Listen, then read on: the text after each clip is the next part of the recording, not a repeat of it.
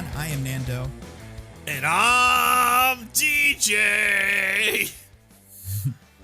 And I am Diggins. Yeah, that was the right This is one. mostly Nitpicking, a podcast where every week we pick apart a piece of pop culture by looking exclusively at the details. Woohoo! Woohoo! I'm in control here. Oh, well, take it over, man. week- If you're in control, go for it. This week we got a movie for you guys that you have not heard of probably called Retribution. Whoa. A hot new movie of the summer. Everyone's talking about it. Yeah, everyone's like, what's Retribution?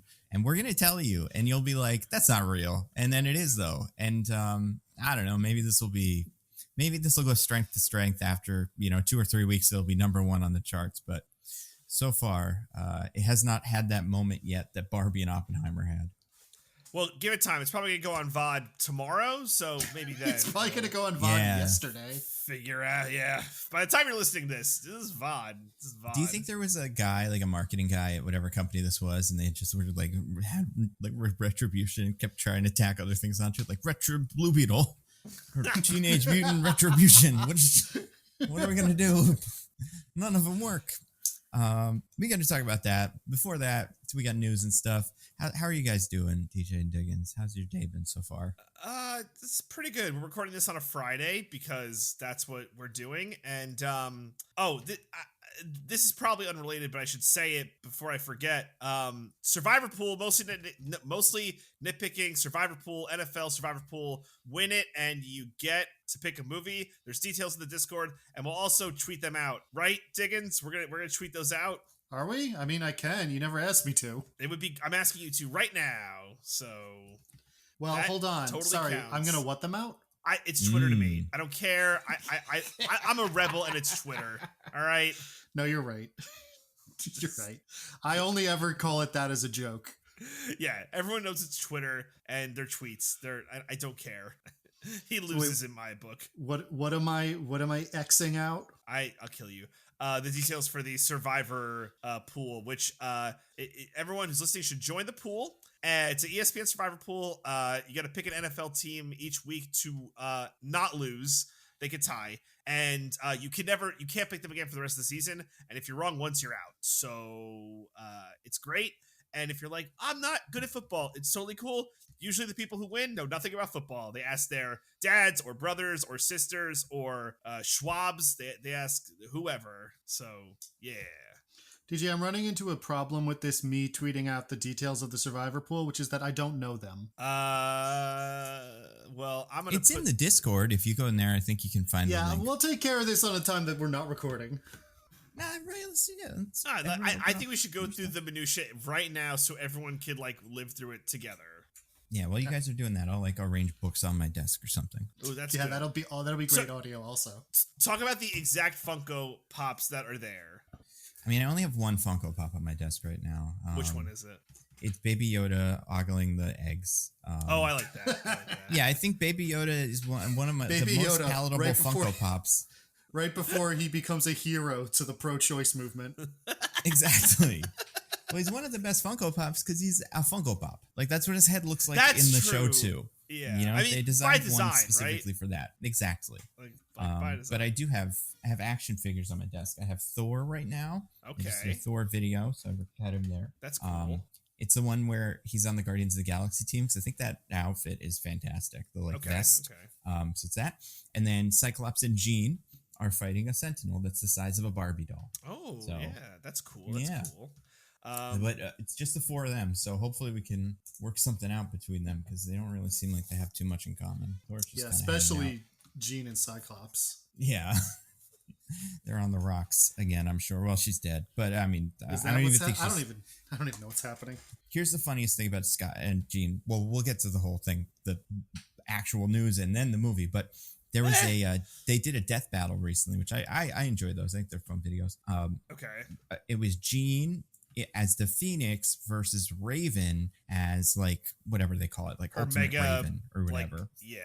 Yeah, because they're both pretty similar, super bird people that get overtaken by evil and can destroy a whole planet or whatever. Can I guess who won? Yeah, it's the same thing like where it's like in any bad, not bad, but like in a bad murder mystery where like they say something really offhanded of like this person can't survive this, and you're like, well, that's what's gonna do it. And this one had one of those. But yeah, so what do you think? I would like to say I often think the death battles are wrong. You're talking about the like Rooster Teeth ones, right? Yeah. Mm-hmm. I think they're often wrong because they take like the weirdest details and be like, based on this comic panel, this person could punch with 1 billion tons of TNT versus this person who can only punch like 1 million tons of TNT. I'm like, what are these metrics? Yeah, it's always like the Silver Surfer has gone from Mars to the other side of 50 billion universes in 1/2 of a 10th of a second. So that means he can pick up the whole planet or something. And just like, I don't know. I don't think they thought it through when they were doing it. I think they just kind of drew it. But either way, I mean, this one is...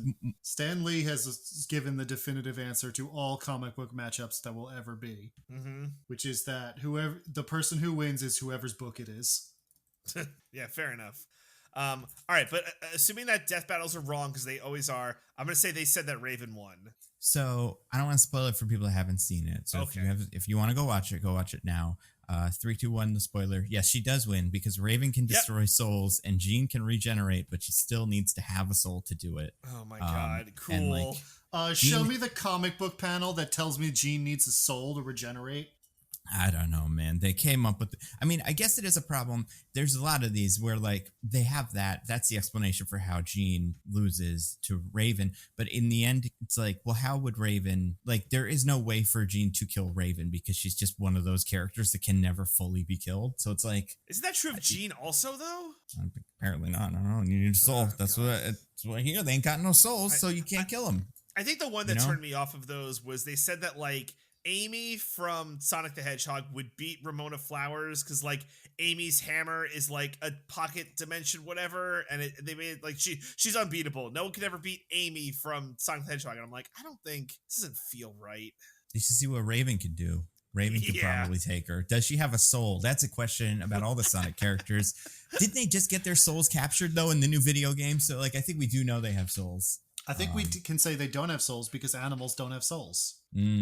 That's true. But then again, I've seen a lot of fan art about Sonic converting to Christianity, accepting Jesus into his heart. So, so then he gets a soul from Jesus? Yeah, could be. So it depends if this is an Amy who has accepted our Lord and Savior Jesus Christ or not. Mm-hmm.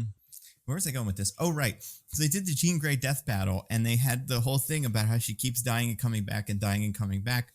In the week between when they release, because they'll release like the promo bit where they kind of talk to get like attention of like kind of some of Jean's feats on YouTube, and then they'll do the Raven one, and then the next couple of days they'll put out the full thing. In that week, she died again in the comics, so they had to put a little addendum that was like, Jean also died yesterday.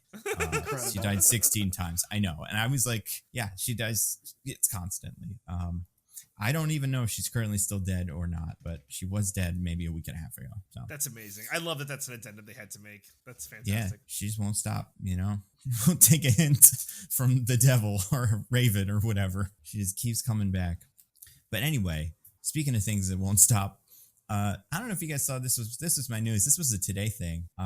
All the Marvel stuff got shuffled around. Oh, did it? I did not see this, so this is news to me. So it's just the shows. Okay. But we have like best new content. Exactly. We have new release dates for, well, I don't know. We got some ones in here that I think are like. Hold on. Have they moved Echo? How dare they? They did move Echo. So I'm hopping mad. They needed just a couple more days to tweak it just a little more, and then it'll be perfect. But here's what the new release looks like. They accidentally revealed what happened to Kingpin on screen, so they had to get that out of there. Yeah, like whoopsie. So we got Loki in October. That's still where that was.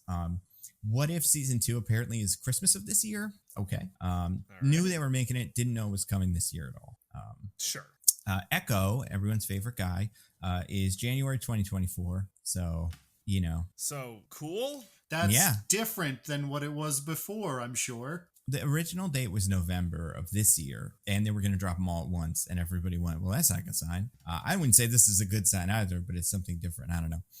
X-Men 97, the X-Men cartoon, that's early 2024. Speaking of all these X-Men on my desk.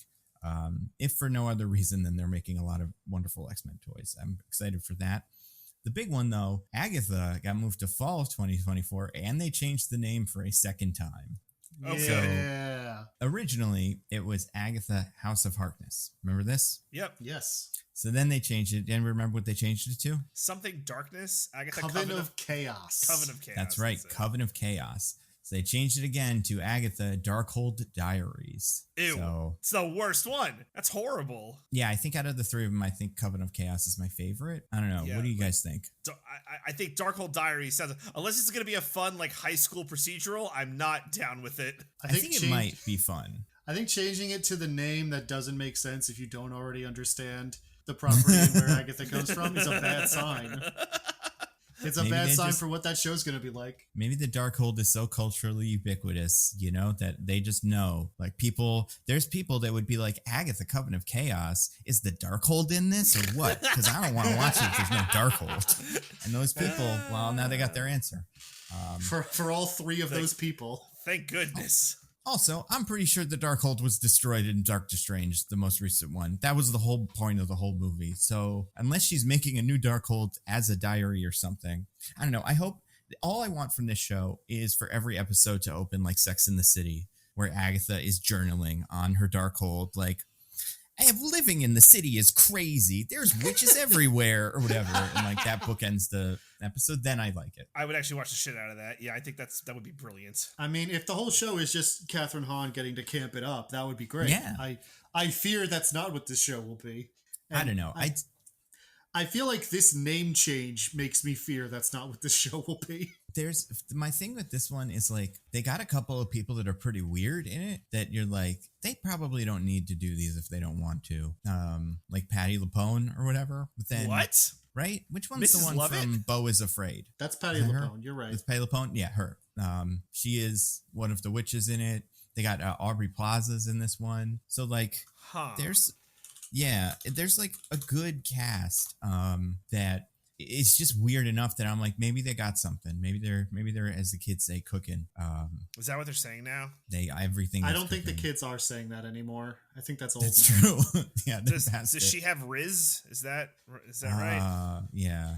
I think as soon as we know what the kids are saying, it's not what they're saying anymore. That's true. Yeah. But yeah, this one, I don't know. I think WandaVision, you could make an argument, is the best one of these. So if this it has some of the good parts of WandaVision in it, I think that'll easily make it one of the more watchable ones. I feel like that's the trick and how they're going to get you and be like, you liked WandaVision, which had Agatha. Remember Agatha All Along? The song that was #1 on iTunes? This is that. Actually, that would be a better show. This is the show that we greenlit when everyone liked that one song. Yeah. This should be Agatha.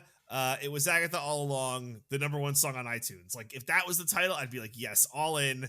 They get it. Like, let's go. Remember when you guys liked that song? That's the name of the show. Yeah, it's going to be good, man. It's going to be a great show. It's got the Darkhold in it. Agatha, remember when? Agatha, WandaVision. Yeah, I think that would be, like WandaVision Origins, Agatha or something like that. Like Agatha from the book of WandaVision. The worst title sequence that's ever been concocted. I think it's that, right? And the last 2 episodes are actually critical to know what's going to happen in, I don't know, I guess it's already been true for Marvel. Like, that's just everything is about the next thing. No, guys, the worst one would be, I think would be Agatha, a WandaVision story. Is that what they did for Solo? Oh, yeah, that's true. TV's ruined. It's a nightmare we're living in. I mean, I do think, hey, maybe this will never come out, but B, what was I going to say about this? There were, if I'm going to be very generous and say there's a reason why they're doing this, there used to be a lot of Marvel comics that were called like the Darkhold Squad and stuff like that. Like the original Midnight Suns lineup in the 90s was like the Ghost Rider comic, the Morbius comic, and the Darkhold Defenders comic. So like it was... Marvel loves its Darkhold. It's like it was in Agents of S.H.I.E.L.D. It's in this. It's in, Doctor Strange. And, it's in this now. So and maybe it'll be in Echo and Loki and all the rest of them too. I guess good for them. Maybe we'll have Darkhold fever. I mean, I'm surprised that they had the restraint to not make a Miss Minutes show in the 3rd week of Loki. Wait till where season we're- 2. That might be it. That's fair. Did you guys know Loki has McDonald's this season? Get I don't know out. if you've seen a billion Twitter ads, but yeah, Loki and McDonald's are together at last or something. Did, yeah. did you I know wasn't that? going to Like, watch this season before, but now that I know McDonald's is involved, I'm all the way in. All you Did you need know is that the Darkhold, and you've got a hot show. Like, that is something that's going to hit. Oh, did you it's guys a know that Darkhold. McDonald's has been in all kinds of TV shows across all time? You That know, if you can't be gave me a true. list, that would be great. And it would be one or two things that I like and a bunch of stuff I've never seen, so it doesn't really connect with me at all. I But, can tell like- you exactly which Seinfeld and Office episode it was in. And it was in Coming to America, except I'm pretty sure it's not in Coming to America. It's a knockoff one. But for some reason, I'm pretty sure that's on this list. And I'm like, no, it's McDowell's. That's the whole point of it, is it's fake. But Yeah. whatever. I don't want to argue with the napkin or whatever this is written on in the ads. Anyway, guys there's ever 3 see other shows those- that'll never come out. Oh, sorry. You guys ever see those screenshots of all the times that in anime they included a McDonald's, but for legal reasons they renamed it to like Whackdonald's or something? Love that. No, but what was the show? I want to say, unless I was talking to like my cousin about this, maybe it was like Gossip Girl or something, is notorious for that, like having every single branded product be in there, but with some insane little name. So it's like, instead of Instagram, it's like Binstabram or something, but they say it so naturally that you don't notice it until afterwards, or someone's like, hey, that's not what that's called. But Instead of- Like when you're watching a show and they take you out of it because instead of using Google, they use that ridiculous fake one, Bing. yeah, exactly. Hey, I got my date on Slender today. So excited. Yeah. Oh, good for you and your Oh Slender no, date. DJ, Slender is the bestiality one. Oh God, no. Wait, is that a real thing? No, There's I no made way. that up. There's Oh, How would okay. there, wait, hold on. Yeah, How would there wait. be a bestiality one? Are we giving Well, no, cell no, no, phones to hold on. animals now? Hold on, you've told me before that there's some anime where beasts have sex with people or something, and I just assumed it was from Okay, that. we And never also said the that. predatory desire to eat them is part of it. Exactly, I remember this. This was talked about. Also, pin this for the Twitter account, by the way. One of these will make the out Yeah. of context. So just pin this for the Twitter account. I'm not positive. I already think got it's like called Beast. 7 of them. Is it Beast Stars? You're Is that thinking what of it is? Beastars, Yeah. Beast Zootopia. Stars. Yeah, exactly. Guys, way- we have to get off this chain before we end up at Judy Hopps' abortion comic. We have to. Guys, Ironheart, Wonder Man, and Daredevil Born Again all have lost dates. We don't know if they're ever going to come out. I know. Wonder Man. No. Now what was that extraneous plotline in Wakanda Forever for? Man, that movie does not count anymore. There's nothing about that movie. It seems like it's going to carry on into the next stuff. It's actually pretty fantastic. The I think it's Fantastic pretty Four, incredible. what? Yeah, that's true. Well, you'd think there would be a connection, but that probably won't happen in these anymore. That's pretty Fantastic Four. Get out of here. But yeah, Ironheart, that show. Wonder Man, I was kind of excited for that one. I hope they actually make it. And then the Daredevil one that cannot be as good as it should be. Like, has insane expectations it has to live up to. It's based on like the best Daredevil comic of all time. And based off and following the best season of the Daredevil show that everybody was like, good, we're done with this. I love it so much. Yeah. And not to say that I don't think they can do more stuff with it, but I don't know. It's like, it's a lot. It would be like remaking The Godfather. It's like, I don't know, maybe you can get something out of it, but it's probably not going to be as good. I'm But sure you there'll be guys, plenty speaking of of 30-minute episodes that'll be very mid. Yeah. Speaking of people getting in cars that explode, much like in The Godfather, Incredible. we have Well to talk done. about right. Yeah, that was we have to masterclass. Good sir. we have to talk about Retribution, a movie that, as far as I know, came out the other day. There's no Last proof week, of I this. think? Yeah, there's no way it's going to be in a theater for more than like 2 weeks, right? Like, I just I'll don't be see it. shocked if it's playing next week. Yeah. I would like to say a couple things. First of all, this is the audience's fault, or I should say the Discord's fault, mostly nitpicking in the Nando V Movies Discord. Because Diggins threw out the question, which of these 2 car movies would you like us to do, Gran Turismo or Retribution? And most people came back with Retribution. So here we are. Yeah, I mean, this is like one of those 2 movies, and it does have car in it. But I'm Yes. like, I don't think if we told them it was a car movie, I don't think they'd even know it was a movie. If we said like, do you want us to do Gran Turismo or Retribution? They'd be like, Retribution on who? Who would you like to retribute? Because the awareness for this has to be like 1% of the population or something, even smaller than that. But like, it is such a small under the radar movie. Nando, this movie wasn't playing in my preferred theater. I had to go to my secondary theater to go see this movie. Disgusting. It's insane. Telling me. And like, I mean, besides Barbenheimer and all that stuff, and like other movies that are good, like Ninja Turtles, there's like an Exorcist movie coming out. I saw a trailer for that. There are a couple other like kind of boring little movies, a lot like this. And then there's the Taylor Swift concert movie that's probably going to take up like 15 screens at every, megaplex. So yeah, Crash AMC today, so that's fun. Yeah, there's no room for this. Like, there's no space for. I mean, maybe, like I said, maybe it'll be a huge hit. Maybe what's the Taylor Swift movie called? How can we Retribution that? Oh yeah, is that what we're gonna do next week? Are we gonna do the Eras tour for Taylor Swift? The Eras tour, honestly, right? That is yeah, tempting as fuck. Mm-hmm. Maybe you should do Taylor Swift, the Eras Gran Turismo. Maybe that's what we'll do instead. Yeah. Is that the new Barbenheimer? Yeah, maybe. I do want to see Gran Turismo though. Honestly, like, I don't think I would have seen this other. I mean, there's no way I would have seen this otherwise. I do think I am going to end up seeing Gran Turismo. I'm curious enough.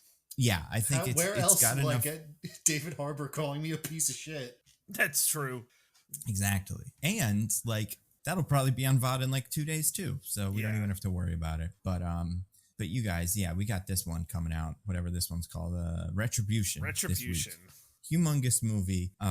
We are going to talk about it. We're going to do all this stuff. And if you're like, I don't know anything about Retribution, you'll learn. Like, we're going to explain it to you. We're not going to go into this assuming you've seen it. Yeah. So DJ, as the IMDb's would you like to grace us with some IMDb for Retribution? Yeah, so this is the IMDb, B is the spelling bee, and I'm the IMDb keeper. So every week, two of us have to guess what the IMDb summary is for this movie, as determined by IMDb.com. And I bet you're wondering, guys, how do they come up with these summaries? And it's super fascinating. So essentially, there's a person who is really high up in IMDb, and he has all the IMDb money. And one day people were like, or there was a guy who was like, I'm so mad that he has all the IMDb money. So what they did basically was like, all right, I'm going to put a bomb in his car, and I'm going to get him in the car, and I'm going to say, I'm going to call him and be like, hey, I put a bomb in your car. And if you don't write me a summary for every movie that was ever made, I'm going to blow you up. And they make that guy from IMDb just write summaries. And then when he's done all of them, he is released from the car in a very convoluted way. Also, his kids are in the car just to make the stakes a little bit higher. To like really get the investment there. And so I have the IMDb summary as written by the big guy, the big executive at IMDb who's threatened along with his children. And how is it? Okay, so it is short and mostly accurate. It's not full on accurate, so, but it's like mostly there. Which one of you would like to go first? It's up to Diggins. It is up to me, and I will go first. All right, before you go, I have to implore you. The trivia for this movie is so fucking thin that I need one of you to get it. Yeah. Right. It's all right. I know exactly what this is. Okay. Fantastic. It's Taken, but he doesn't have to stand up. Yeah. Taking a seat. Taking a load off. That's what they should have called it, dude. That's it. That'll be the honest trailer or something. Yeah. Like, this will get an honest trailer. How is this getting an honest trailer? There's no way. Yeah. It's like Retribution Fever will be sweeping the nation by the time this podcast that's comes true. out. Get us and 8 of our friends to go in the YouTube comments. Do Retribution next. Oh yeah. Boom, boom, boom, boom, boom, boom, boom. Everybody go on that thing, because people listen to this podcast. You guys could do it. Go on YouTube and just ask for Retribution. Try to trick them. We'll do it too, but like that would be funny. I am not going to go into the honest trailer comments. Yeah. Just put in Retribution. We can make this into something. We can turn this into a whole big thing. Everyone listening, please tell your friends. Tell us. It'd be so good if the honest trailer guys were like, "What the fuck? Why does anyone care about Retribution all of a sudden? It's the Liam Neeson. Is there some kind of Liam Neeson song? God damn it, you got there first. Oh, I was gonna say because that would be his name because they do the names of the character, the name of the actors. Right. There'll be some pun. He would be Liam Neeson, and then I don't know any of the rest of the actors' names. Matthew Modine would be like, well, I don't want to spoil it. We'll get to it, but God. yeah, we'll get to Okay, it. okay. My real one. Matt Turner, investment banker Matt Turner, has his. Okay, hold on. No, I got it. Investment banker Matt Turner is finds himself in grave danger when when a mysterious terrorist puts a bomb in his car. I don't know. That's it. I'm going with that. Nando. Yeah, no, I'm having equally amount of trouble because I'm having the same problem Diggins has. I know all the stuff in the movie. I know how it starts, but I cannot figure out how it ends. So like, I'm trying to reach some conclusion that I can land on. So I'm going to say an investment banker and his family go for the ride of a lifetime when a mysterious, I don't want to call him a terrorist. I'm going to say a mysterious figure puts a bomb in their car and forces them to do his bidding. Like neither of you guys got it. I almost like I want to be like a director and like, can I give you some notes and try again? I mean, it's up to you. You're the IMDb's been. I mean, you were both like spectacularly off. So like, what I would say is we're gonna give this another shot because I cannot emphasize how thin the trivia is, and if we start guessing actors' names, it's gonna devolve so quickly. So what I would say is just like very just concise and just like a summary of the movie. Like just think of like from the trailer's perspective and just go tight and keep it basic. And I will say that, and I will have Diggins go again and Nando go again. If you don't get it, we're gonna move to this incredibly thin trivia. All right. So like just super basic strip down, you're saying? I think that note will help both of you. All right. Liam Neeson must do whatever a threatening mystery man wants, or his car will explode. Okay, I'm gonna say I liked investment banker. I'm gonna stick with investment banker. I don't know why. Well, you know what? How about I'm gonna change a little bit. A father and his 2 children are in a car that has a bomb on it. Okay, That is the movie. I have someone I want to give it to. Let's move to the trivia. I think this will be fun trivia. Okay, Liam Neeson has been in a movie. Okay, there's a person in this movie who has been in a movie with Liam Neeson previously. Can you guys give me the person who he was in a movie with and the movie? It's like a point for each. Not both of those. I mean, wait. Oh, all right. I get. No, it's fine. No, I just saying I'm not going to get it right, but I might get one. All right, so let's start with the actor. Diggins, can you give me the actor? And I'm not going to say if you're right or wrong. Just give me the actor. I'm going to guess. How do you pronounce his name? It's like Arian Moayed. Okay. who's that? Oh, the other guy who explodes. Spoiler alert. Yeah. Okay. Nando. I was gonna say Jack Champion, the son. Okay. Neither of those are correct. So I guess I'll give you each. I mean, there's only so many actors, so this feels. Yeah. There's like 10 actors. No, not even like 6 actors in this movie. I'll give you each another chance. And one of them's Liam Neeson. I'm gonna go with Matthew Modine. Okay, Nando. I'll say I don't even know any of the names of the rest of them, so I'll say the daughter. Okay, so both of you are wrong. It is Wait, hold on. That was gonna be my next guess, you son of a bitch. I said I would give you one more. I said you get late. one more, not 2 more. That's true. He did say one more. He did say that. So I did say that. So you should have went with that first, Diggins, but it was M. Beth DeViets. Wait, Diggins, do you know the movie? Absolutely not. No. Okay, I'm willing to guess. Wait, who is this person? Is this the cop? It's the wife. It's the wife. Oh. Uh, Oh man, what other movie does he have a wife that's like kind of in it?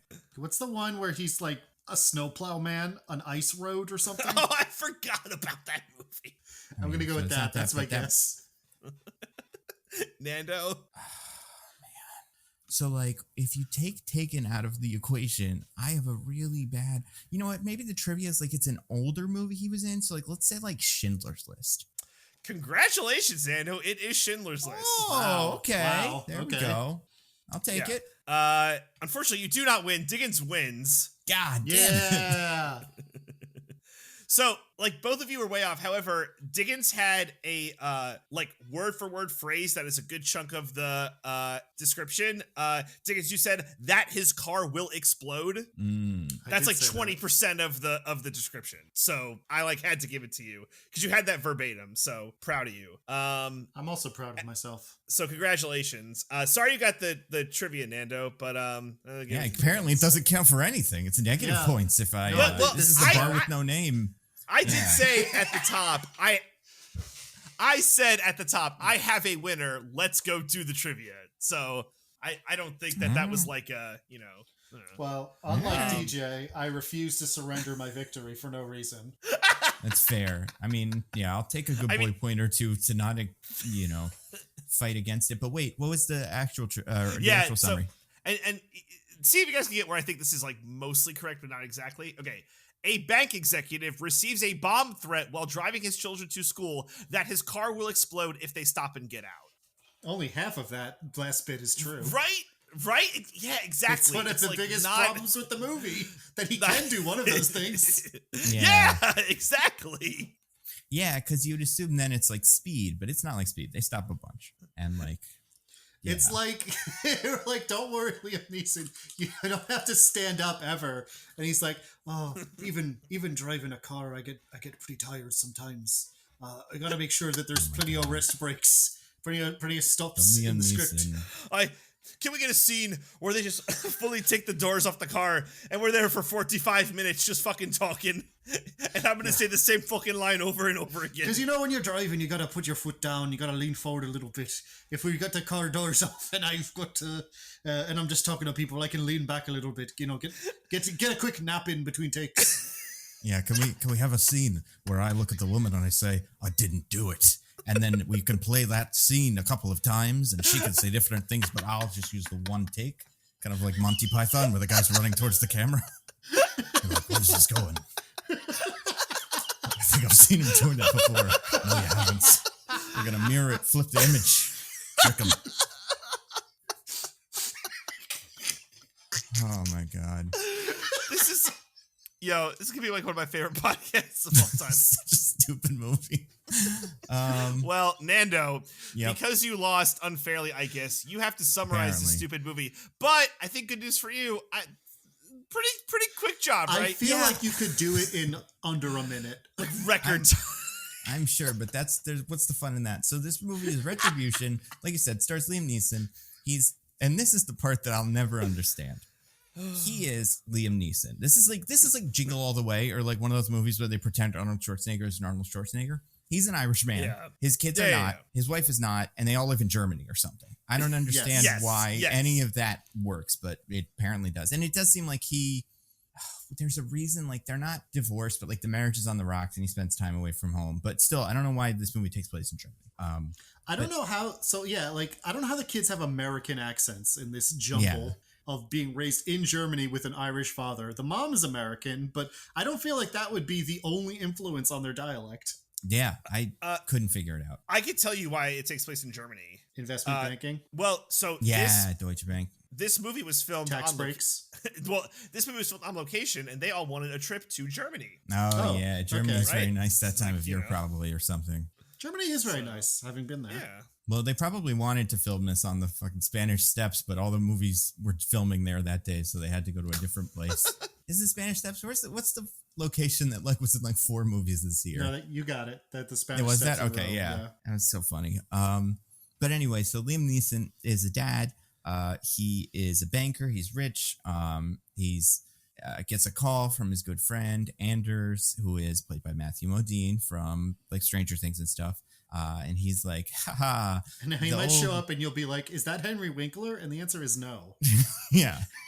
And he's like, oh, good old Matt Turner, you got a good deal coming today. I hope you close the big deal. I can't imagine how cool that must be to be you. All right, goodbye.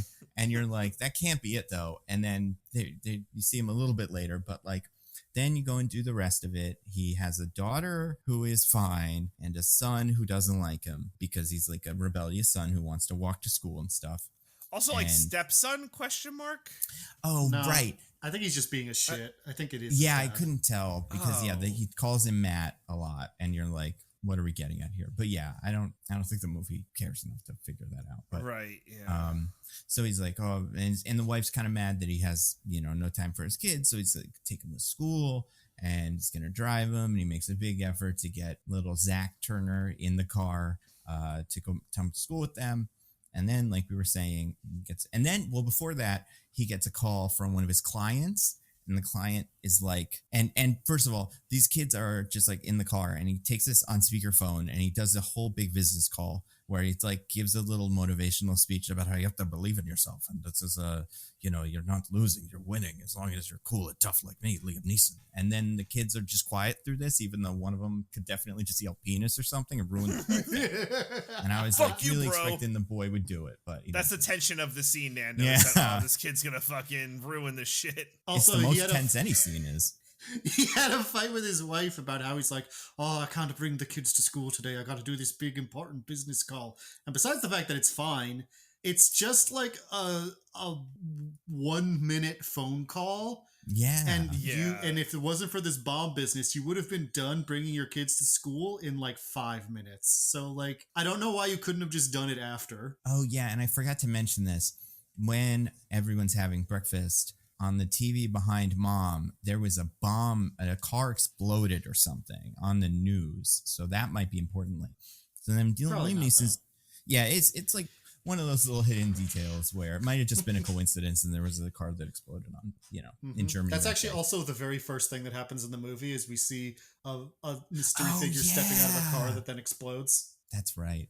So then Liam Neeson gets a call on his cell phone that is not his and is like, is that your mom's? And the kids are like, no, Dad. And then he finds a cell phone in his car that is like an older phone and it plays, what is it? Pop Goes the Weasel or something like that? Row your boat. One of those, yeah.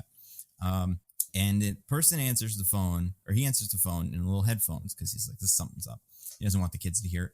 And the person tells him that he has to do what he says because there's a bomb under his seat. And he uses his camera phone in the one moment of like kind of being smart and takes a picture of the bomb to like tell if it's there. And it is. There's some sort of bomb or something.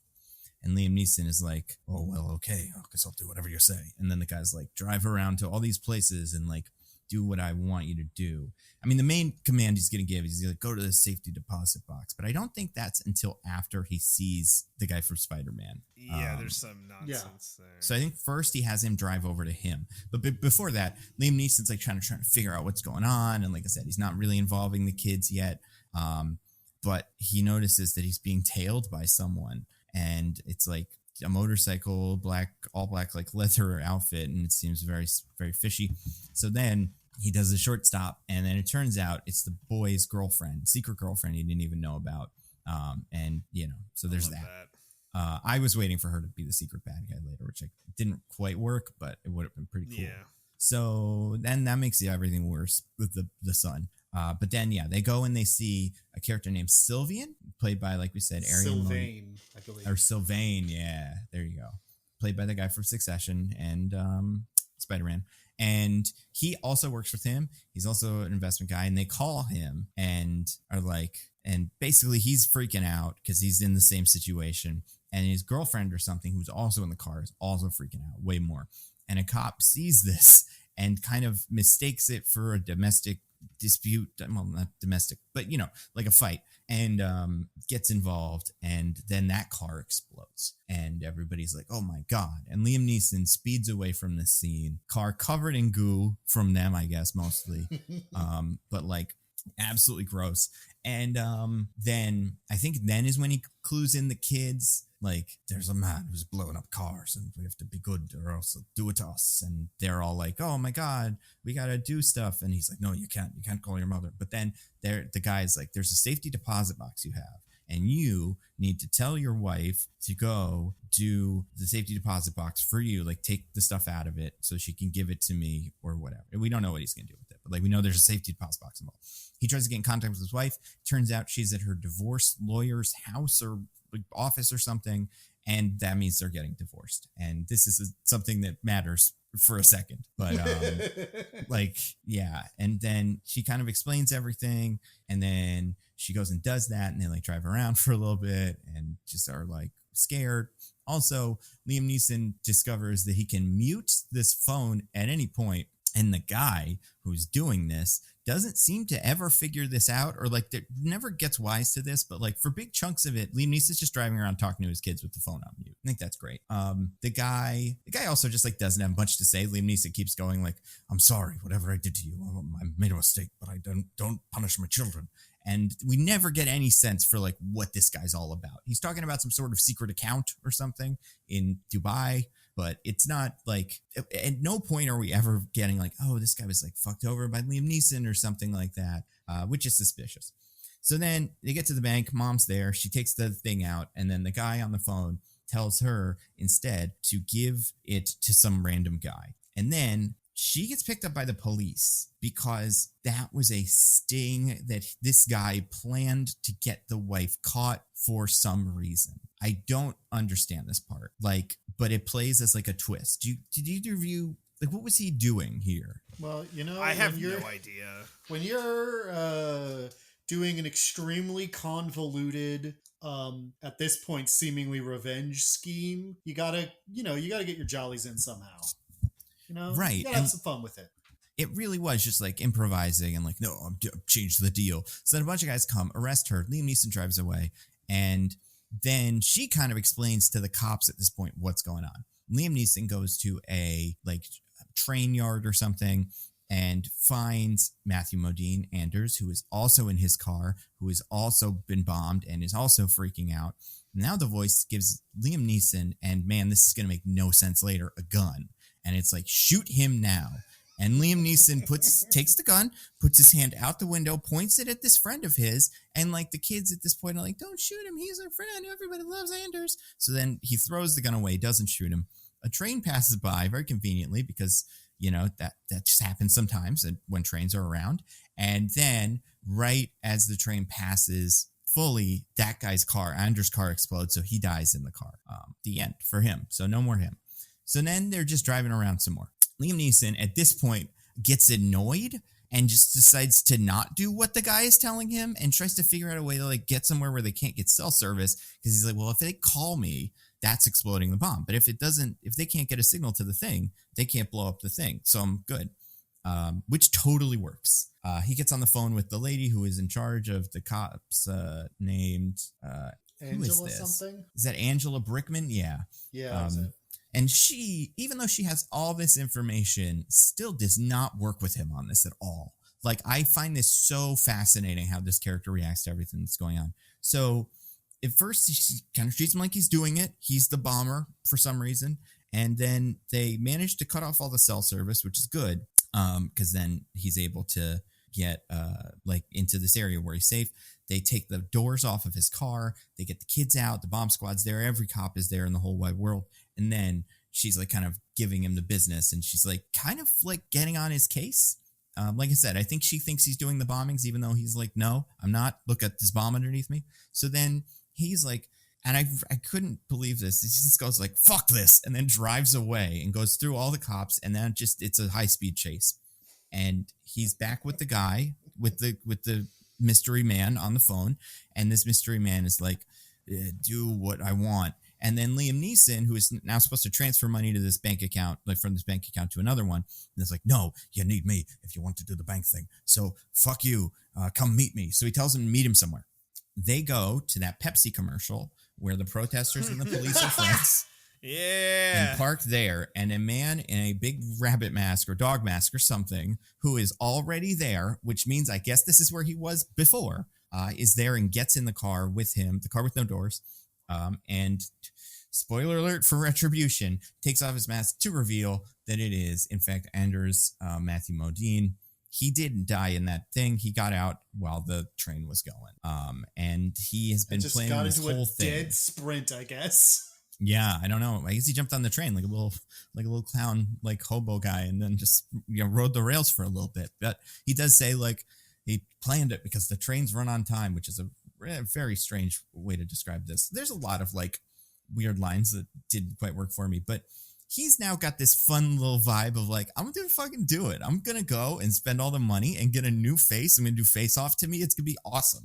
And Liam Neeson at this point is so annoyed because he ruined his whole morning and now the car has no doors that he decides to do high-speed chase and ends the high-speed chase by landing the car, does like a little flip kind of off a ramp so that the car lands on a bridge and over water. And Liam Neeson realizes that if he can keep the pressure plate going long enough to unbuckle himself and just fall into the water, then he will survive. And he does, and Matthew Modine explodes, and then the movie ends. I feel like there's probably something I forgot, but that's like most of it. I think you got it. It's all Right, the like- important stuff. Yeah. There's the divorce stuff, there's the offshore bank account stuff, but like none of that really matters. The kids don't really matter. None of it matters. It's so true. Yeah. So DJ, what did you think of this movie? It's not up to me to tell you. It's up to Diggins. Oh, right. Sorry. Yeah, That's Diggins. right. Diggins. What did you think of this movie? So a lot of people hear the premise for Speed that it's about you're in a bus, you can't slow down, and like or the car will or the bus will explode. And you might think to yourself, that seems like a kind of boring premise because it's just going to be a bus going for a long time. And then you watch Speed and you're like, oh, actually, they find a lot of really cool and interesting ways to make this like compelling, where like there's constant shifts in the circumstances and like new obstacles that show up, and our leads, Keanu Reeves and Sandra Bullock are coming up with clever ways to kind of get one over on the bomber, or otherwise try to help the police or change their situation. And Speed is a great movie. Now what if I told you there was a version of Speed where they don't have to keep driving, they can stop whenever they want. The hero does almost nothing to actually figure out what's going on or change his situation in any way.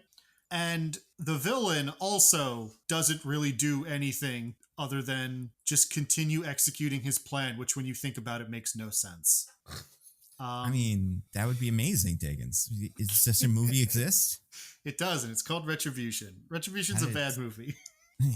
Get out. Terrible. Get out. It's really, I mean, like you could tell what we were thinking this whole time. It's just very boring. Nothing really happens. And like Liam Neeson's phoning it in big time. Oh my god. Like, he has his charisma as an actor. He has his charms. But it really does feel like he was taking a nap in between takes. It's just like he doesn't care, and no one else does either. There's nothing like dynamic or fun about the way it's filmed or executed in any way. It's exactly as boring as it sounds like it will be. So it's a bad movie. I can't imagine that within a week, even people like us who have seen the movie will remember that it existed. Yeah, that's fair. Yeah. What about you, Nando? What did you think? Yeah, it's like I forgot they made these kind of movies, like movies that just are kind of nothing. And like, listen, I'm sure some people work very hard on this, but like, it's so boring. And Liam Neeson, like, I think you could write a movie of this that's cool. Like, it keeps most of this stuff like going on. But I do think that one of the things that this movie really like gives up on pretty quickly is giving any of the characters anything to do. Like the son and the daughter don't do anything, and they don't have any characters besides the annoying son and small daughter, and they just kind of are in the car. But like, especially because later in the game we kind of find out that like Anders is part of it. Not like we know he's the bad guy, but like we know he also has a bomb. So we have multiple cars with bombs in them running around. That could be part of it. And like, also, I think it's wild that Liam Neeson doesn't make any attempts to get away from people. Like, he's just ready to get into the Lincoln Tunnel if they give him an option. Like, it's so funny. And it's just like, there's some things that I do think this movie kind of thought about, like the cell phone thing or whatever. But like, for the most part, it feels like they improv'd it somehow. It's fascinating. As long as we don't find out something terrible about Liam Neeson, kind of like we did with what's his name, with Bruce Willis a couple of years ago.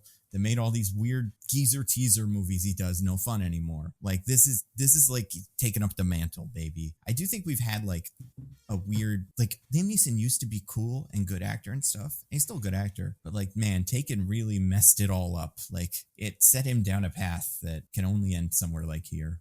But yeah, it's not very good. I don't think anybody would enjoy this. I'm shocked there were people in my theater, but you know what? Good for them. Maybe they were involved in it somehow. I don't know. DJ, what'd you think of Retribution? Also, title's bad. The title has nothing to do with anything that happens in the movie. Yeah, it's awful. That's bad. No, I was also gobsmacked that there were people in my movie. I was ready, like, I want to say, as Nicole Kidman was doing, because here they are. There was no one in the theater, and then like 17 people came, not like 6 people between 3 groups came in at once, and I'm like, what are all of you doing here? Like, this is horrible decision making. Go home and play Baldur's Gate. What are you doing? So yeah, pretty bad.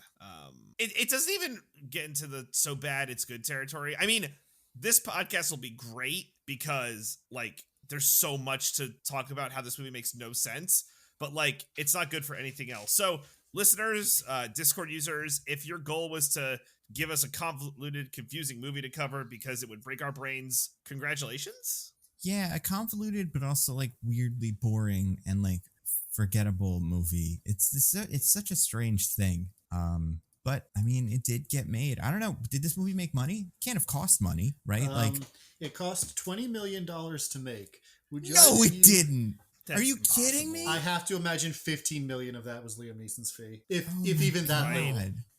That's incredible. I mean, like some of this stuff looked expensive, like had extras and stuff, and the cars did explode. The explosions, right? Explosions did not look bad.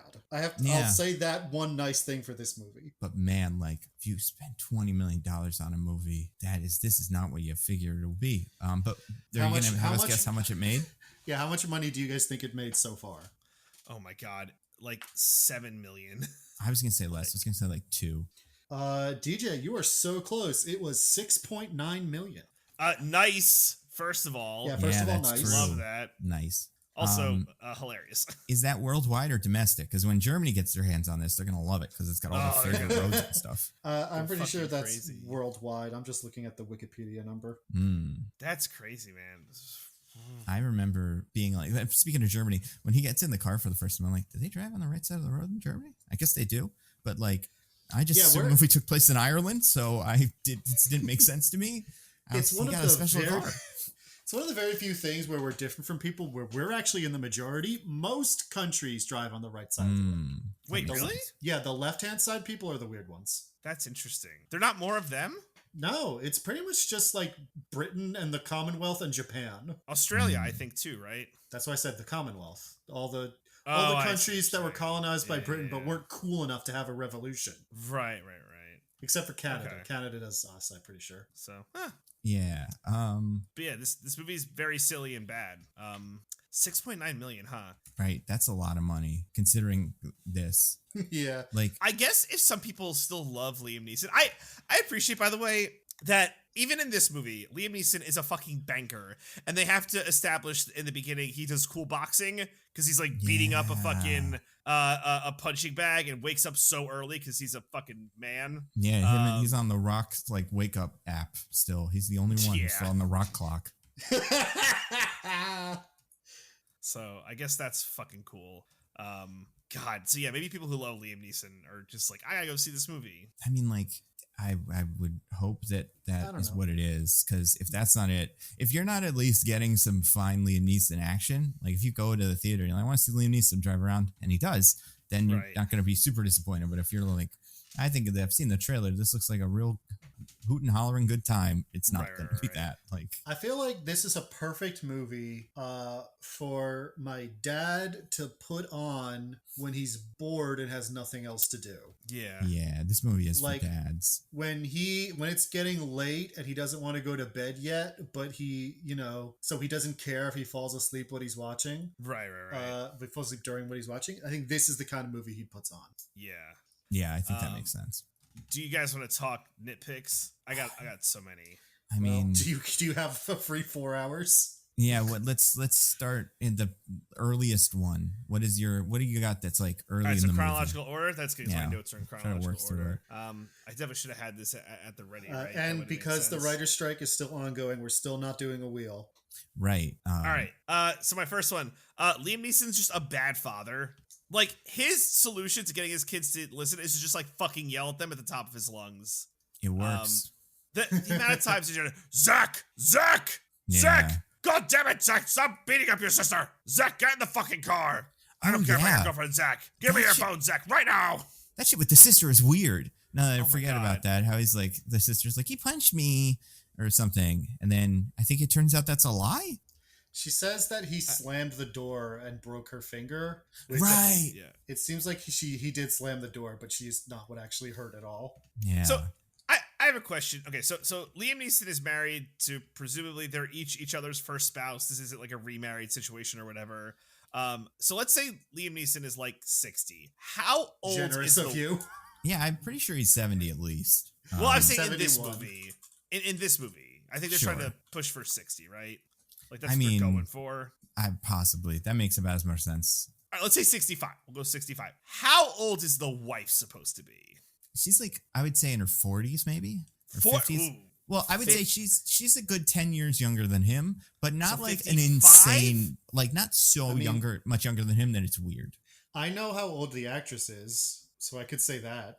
I mean, how old is she? She's 58. all right, Okay, but what that's is the close. movie trying to like say her age is? I thought like 55. Like the 10-year difference makes sense. I agree with Nando. I feel like it's supposed to be like a 10-year difference, which is not crazy. No, it's especially not if you got insane. married later in life. Yeah, exactly, right? Okay, so the daughter is what, like 7? Yeah, something like that. So she got pregnant when she was 48? Yeah. Yep. Good for her, man. Good for her. Good for Liam Neeson, who And good well, it's not hard for the guys to do. The fucking Yeah, men, unless pretty you're very old or things have gone very wrong, men never become infertile. I guess that's So- true. Yeah, it's like how like Al Pacino's still having kids now. Yeah, and right, What's like- going on, man? Yeah. yeah. So, but like, I guess like, you know, they were, the good Lord blessed them. But like, I just don't know why. Like, okay, the way I would have made this movie to at least make sense in my brain, make the wife like 35, 40, and it's like a remarriage, and Liam Neeson is the stepdad, and that's why Right. they hate him so much. Right? Like that, like, you're not my real dad. Like, that's a very easy, if we wanted to make these children characters, that's how you do it. Not whatever, like, just Well- they hate him because. There's your first mistake, DJ. Assuming the movie wants to make the children characters. Yeah. Right. That's fair. Because it's that, or you do what like Jingle All the Way does, where the movie opens with him like missing a recital or something like that to show Right, why the right, kids right. don't like him. But like, yeah, with this, the wife's just like, your kids don't like you because you're a bad dad. All right, let's go take him to Right. school. Moving Everybody on. on the same page with this? Good. And yeah, that's not good. Yeah, and his whole solution is boiled down to just yelling at the children, which I guess, you know, sure. I mean, I mean, to it be fair, shows- You got when this 70-year-old Irishman uprooted his entire family from America, I assume, and moved them to Germany, they probably all got really mad at him, which is totally reasonable because they're there. I guess. Seems to live in a nice life, though. That house was fucking bitching. That was a Their nice rooms, house. like, I think they got a good setup, honestly. I mean, he's Should be got a thanking- big giant slush fund and stuff, so yeah, he's Yeah, he crushing stole it. from all those people, I guess. Or did he? Okay, can we Yeah. talk about that? Like, what does Liam Neeson do, and what is the movie trying to tell us about what he did wrong or not wrong? Like, what is that whole thing? So, okay. Here's my grand unified theory Okay. Yeah. of Retribution. So he's like an investment banker of some kind. Right. A bank executive, according to IMDb. a Mhm. banking executive. He's like works at like a hedge fund. They do Yeah, investments. yeah, yeah. It seems like he's like the charmer, the guy who makes the investors stay in. Yeah, and which that like they're- feels like that would be Matthew Modine's job. He's like, you feel like Liam Neeson would be like the bad cop in the situation, would call him and be like, don't take your fucking money out of the account. And then Matthew Modine would be like, oh, Matt, relax. They're really trying here. And then like they get them to do something. But for some reason, yeah, he's the smooth talker. Quick aside, I love Liam Neeson, like, when he's talking to the guy to not, like, go back. He's like, you can't go back, because once you walk down that path, you never come back. And I'm like, never come back from what? Like, this isn't, like... from being a limp dick, DJ, from being a fucking pussy. That's Yeah, what you never paper come back from. hands. Paper. He's like, we've both been down that road, and men like us at our age, once we turn back, we never come back. I'm We're like what is he- sharks. We're like sharks. The minute you stop doing risky investments, you're gonna fucking die. Yeah, are you familiar with the movie Speed? Have you seen Speed starring Keanu Reeves and Sandra Bullock? It's a fantastic picture. It's like that. It's like that. Yeah, the second you stop doing dangerous investments, you're gonna literally explode. Yeah. Makes no fucking sense. I just didn't understand that speech at all. Like, if I heard that, I would be like, I am not motivated or convinced to listen to you. I think you're a bad person. I don't trust you. It's actually like when you really examine it, it's like a really shitty manipulative argument. So what he's basically saying is, you used to be really boring and like lame and no one liked you. And then you started making risky investments with our firm and you became cool. So if you stop doing risky investments with our firm, you're going to become lame and boring again. Oh my God. So fucking weird. I'm sorry, Diggins, I interrupted you for the very silly. This is, any tangent that ends up with us doing a bunch of terrible Liam Neeson impressions was one worth doing. All right, so please continue with your unified theory. Okay, so that's what he does. And right. between the movie title and like how it's his first assumption, whatever, the movie wants us to think that he's done some shady or illegal stuff that's like fucked over clients, and that's what this is all about. Right. And so like he denies it the whole time. He's like, oh, I didn't do nothing wrong. Right. Etc. But like, He does apologize a bunch, and I'm like, as his son, and it's like, oh, he's gonna put this together and figure out what he's talking about. But I guess he's just doing that to keep everybody, keep this guy happy, because he genuinely can't remember what he did to this guy. Yeah. Well, he's old. He's a man in his 60s. Yeah. He might freeze at any moment. True. Oh my God. Yeah.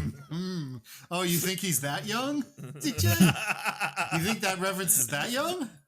Yeah, fair enough. No, so that's like what the movie wants us to believe. And that's pretty much how most of the movie goes, with that sort of implication that he's got some kind of slush fund, or he did something illegal, or he fucked his clients over, or something like that. And I think what the end of the movie tells us is, nah, we were messing with you. He didn't do anything. He at worst had like suspected that his partner was doing something shady and like didn't do anything about it. Yeah, I would say it's that, and he like moved some money overseas as a tax dodge, it seems. Yeah, like what about the offshore account? Isn't that like they evil all or whatever? DJ, every single one of those guys does that. Every single one of them. But like this movie wants you to think it's bad. It is bad, but it doesn't make him unique. Yeah, it's not like blow up their car kind of bad. Not like it's not like they should do it, but it's not like someone would get the idea to do that. But from like this movie's perspective, it is, because like the remember when like the Europol lady was like interrogating him. He's like, did you take money, good people's money? Did you hide good people's money and take good people's money? And I'm like, are you the fucking bad guy? Like what? I could not figure out like at any moment like who had the moral high ground. It was so fucking weird. It's hard to figure out because investment banking is bad and evil, but I think this movie doesn't think that. Okay. Yeah. So Liam Neeson is cool for telling that guy to never walk back, because once you walk back, you die. You never come back. Yes. He's cool and good for being good at his job. And the movie's like, he's just lying. Like, the son's like, he's just lying. And it's like, maybe he's bad. But then, and maybe the movie thinks it's saying that, but by the end of the movie, it's like, nah, he's cool though. Nah, he didn't do nothing. Yeah, what a cool fucking guy. Yeah. So like, if they were trying to say that, then they messed it up. Yeah. You all want to be Liam Neeson. I have a question for you guys. So I'll get back to my list, but this is like a related question. So Matthew Modine is the bad guy because he wants all the money. Yeah. As you were did you guys figure that out? And who were your other theories for who the bad guy was while the movie was going on? 100% figured it out. Yes. So when did you figure it out? I'll say mine after, because sure. Yeah. I figured it out around the time, like when the 45 minutes of him sitting parked with the doors off happened. Okay. So like because the movie doesn't make sense. So like, I mean, first of all, he's the only other male character we know with an American accent, so that makes him automatically pretty suspicious. But beyond that, the idea that like, so when they meet up at the train yard, it was very clear that he didn't die in that train explosion or in the car explosion because of the train. And it's like, oh, that's the twist, is he's going to have done it. But in the moment, I was like, well, it can't be him though, because he told him to shoot him for no reason. Like, and he gets nothing out of that. How could he have been talking while he was talking to him? Yeah, did he pre-record it all? And like, I guess he gave him a revolver too. Like the thing, it's really easy to look at the bullets in that. Like, what was he going to do if he shot him? Just go, oh, fuck. Yes! Or would Liam Neeson have opened the gun and been like, there's no bullets in here. This must be a trap or something. And then like gotten out of his car because he thought that was fake too and then exploded. Like, I just don't get it.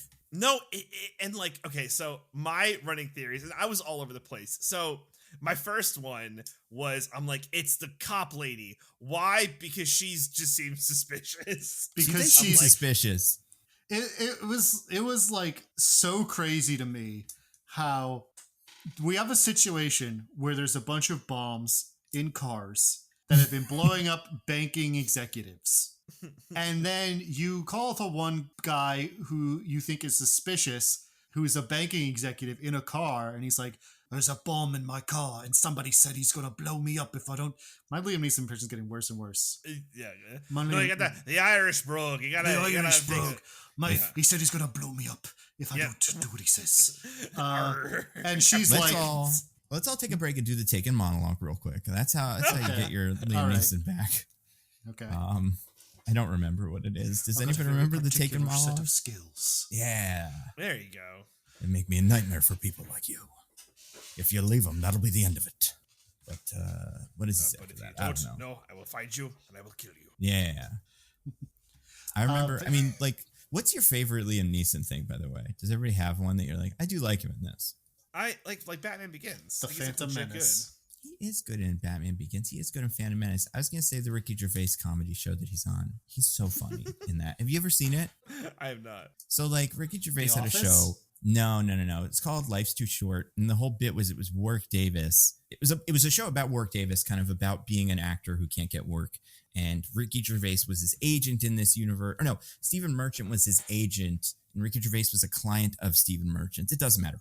Every so often, there would be a bit where like the three of them would be in an office and a celebrity would come in playing themselves and do something kind of like extras and like a lot of Ricky Gervais stuff. And listen, Ricky Gervais is an idiot, but this stuff is funny because he has Liam Neeson come in and be like, I want you to teach me to do improv comedy. And he does the worst improv scene ever. And I have seen this. So funny. Like, and it makes me so angry that this movie is bad because like Liam Neeson's really good. It's the one where he has full-blown AIDS and it's, there's so many little details of it that I just can never forget because it's so good. So I would recommend anybody watch that because it is funny. You got to get through looking at Ricky Gervais's face, but beyond that, it's a very funny problem. Like, don't get us wrong. No, yeah, and like he's not in it as much as you'd expect. But yeah, it's back when there was some sense of irony associated with like what he was doing. And now that has all been stripped away. It's before he got those brainworms that make you really, really, really care about who transitions. Oh my God. I was talking about Liam Neeson, but yes, that too. I don't know what Liam Neeson's deal is. I mean, like, it was back when he used to be kind of funny and not doing a million movies where the car doesn't explode or, whatever. He used to punch something in the beginning. Anyway, sorry. So you were saying Diggins. No, all good. So yeah, I thought it was the Europol lady because she was being sus. Right, yeah. I was just talking about how they're like, so Liam Neeson's like, I'm a banking executive and I'm in a car. Oh, right. They say that it's going to explode. I'm doing Jason Statham. What's wrong? And Michael Caine. It's both. And Michael Caine, you're right. Yeah. Oh, his friend from Batman. Yeah. They say it's going to explode. And she's like, clearly this all means that you're the one who's doing this. Yeah. Like, it's an insane thing to think. Why would he be clumsily appearing at every site of it and like driving around like a maniac and refusing to get out of his car and telling you directly that there's a bomb in his car if he's the person doing this? Yeah. So Diggins, that brought me to my next whodunit. I'm like, oh my God, I figured it out. It's the son. Liam Neeson. Yo, no lie. I thought that for a hot second. I'm like, what if he hates him so much? I'm like, no, I figured it out. Liam Neeson's gone crazy. There is no bomb in his car. Yeah. And this is all some kind of weird, like, I didn't know where I was going with He's it, but the I'm like, I Matthew think that's Modine what in it this is. situation. Or something like that. Yeah. I didn't land on Matthew Modine, even though I should have, but I really did rule out. Well, it's like, well, it can't be him. He was talking to like, Matt, or whatever his name is. Like, don't do it. No. And I'm like, Anders. Yeah. But also, like, do it now. Kill him. Do it now. So, Those are really good kids in that scene too, because like, man, I care about my parents' friends a little bit. Like, but if that was the situation, I would not be the little girl being like, Yeah. Daddy, he's your friend. I'd be like, well, the bomb guy was very clear, Dad. I think we gotta do what he says. You said you gotta kill your friend. Yeah, I don't know, man. Sucks. I mean, there's three I of know it's us hard and to there's make one of friends when him. you're in your 70s, but like, do it. It's pretty basic trolley problem stuff here, Dad. Yeah. So yeah, fucking silly reveal with that, but whatever. I guess it had to be Matthew Modine. I mean, my 'cause he's only the- other thought was I kind of thought the girlfriend was part of it. Like, I thought she was like a honeypot, to get close to the son, to get close to him or right. something. And like, she was like a Russian agent or something like that. The problem is Matthew Modine's plan is not as deep as you like think it would be. Also, he really fucks it up by getting in the car with Liam Neeson. What are you doing? Yeah. The bomb is in there. He's like, I'll blow us both up. It's like, no, you won't, you idiot. Right? He fucked up that plan way before that moment. How did it get first fucked up? It got fucked up pretty much immediately. For the reason that it takes most of the movie for Liam Neeson to realize, which is, and this is true of like almost all of these situations, but this movie has the audacity to eventually point it out to you and make it unavoidable. Which is, you sit down in that car, he calls you, he's like, I've got a bomb in your car. You have to do everything I say or I'll blow you up. and like, hey, if you ever find yourself in a situation where an overly elaborate terrorist is threatening you in a manner like this, your response, as Liam Neeson's later is, should be, all right, then do it. Yeah. Okay? If you just wanted to kill me, you'd kill me. You want something from me, which means you don't actually have the power in this situation. So fucking kill me, coward. In fact, I'm gonna get up out of this seat right now. No, hold on. Yeah. Let's think about this. Think it through. Are you sure you want to do that? Are you positive you want to do that? Well, and that's the other part of the plan. I've never done this, to be fair. I've never done a car bomb thing like this. You will A never, likely story. Yet. yeah, the way that it's set up with this like kind of failsafe being that he can blow up the car at any moment with the phone or whatever, I feel like you would definitely tell him that that's going to blow up the car or something. Like, you'd be like, by the way, if you try to drive in a tunnel or something, the car explodes. So don't do that. Right. Because it works so well when Liam Neeson figures that out. And yeah, like, he would have been fine. They all would have been fine. Like, obviously it would have been hard to figure out the chair thing. Also, it's a fucking chair. It's not, this isn't Indiana Jones. Like, I think we can switch his weight out with something else of that weight and then he'll be fine. I don't see why this is such a, like, I understand why it's dangerous in the moment, but like, I don't know, man, Liam Neeson, you gotta be a little bit more creative with this. I think you could get out of here in like 10, 20 minutes. And the only reason why that doesn't happen is because the police are like psychotically focused on him as the suspect. Even Oh my after God, he has gotten to a point where he's like, they did the thing he wanted, where they jammed the phones, and he's like, all right, perfect. That means that we can just do everything that you want to do. And he does. He just sits there and waits while they do everything they want to do. And he's like, this is great. I want to get out of this car. I want this bomb defused. Like, this situation has been a nightmare for me. Thank God that this is happening.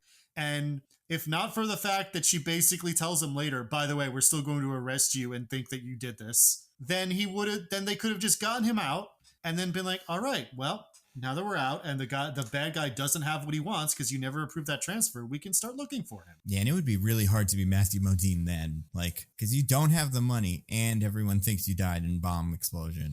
Yeah, what was his plan for when people, like the police got to that explosion site and noticed that there weren't any human remains in it? I don't know. Well, the money was in crypto, so it's fine.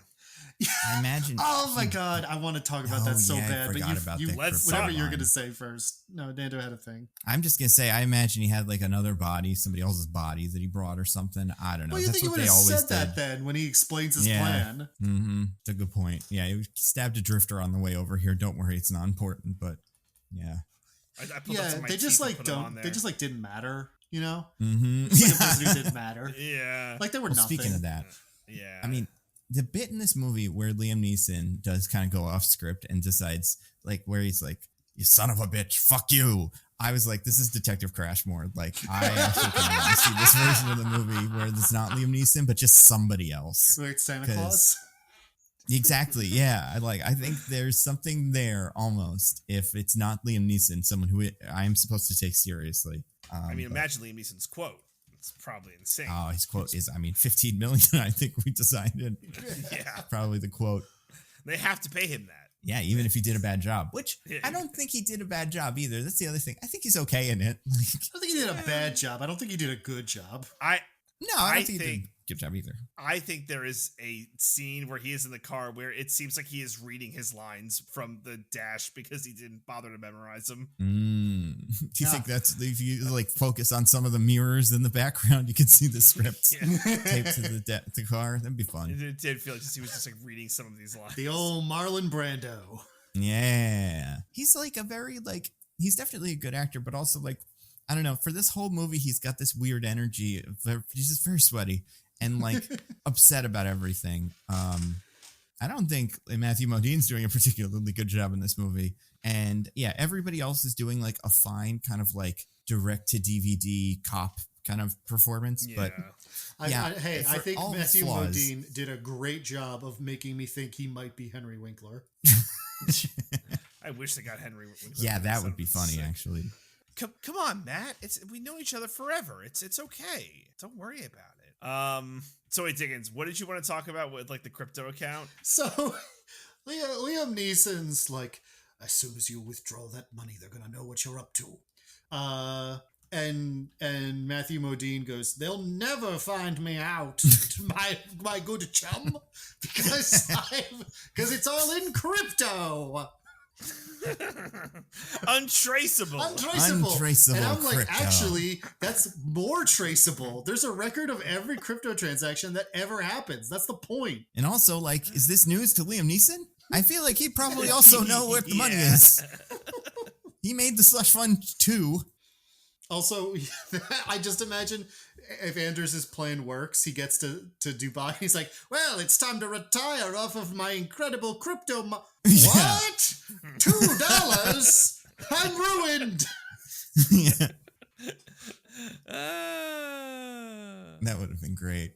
Would have had just Oh my enough God. marker or money to buy a marker and draw different eyebrows on or something. And hopefully that's enough to have Yeah. him blend in. Or what if in the police see in the 45 minutes with the car doors off, they're like, we believe you, Mr. Turner, that you weren't involved with any of this bombing stuff. However, this has let us know that you've invested a large quantity of your client's money in crypto, which is wildly illegal. So Yeah. we are still True. arresting you. Yeah, it's weird. I hate it when crypto's in stuff.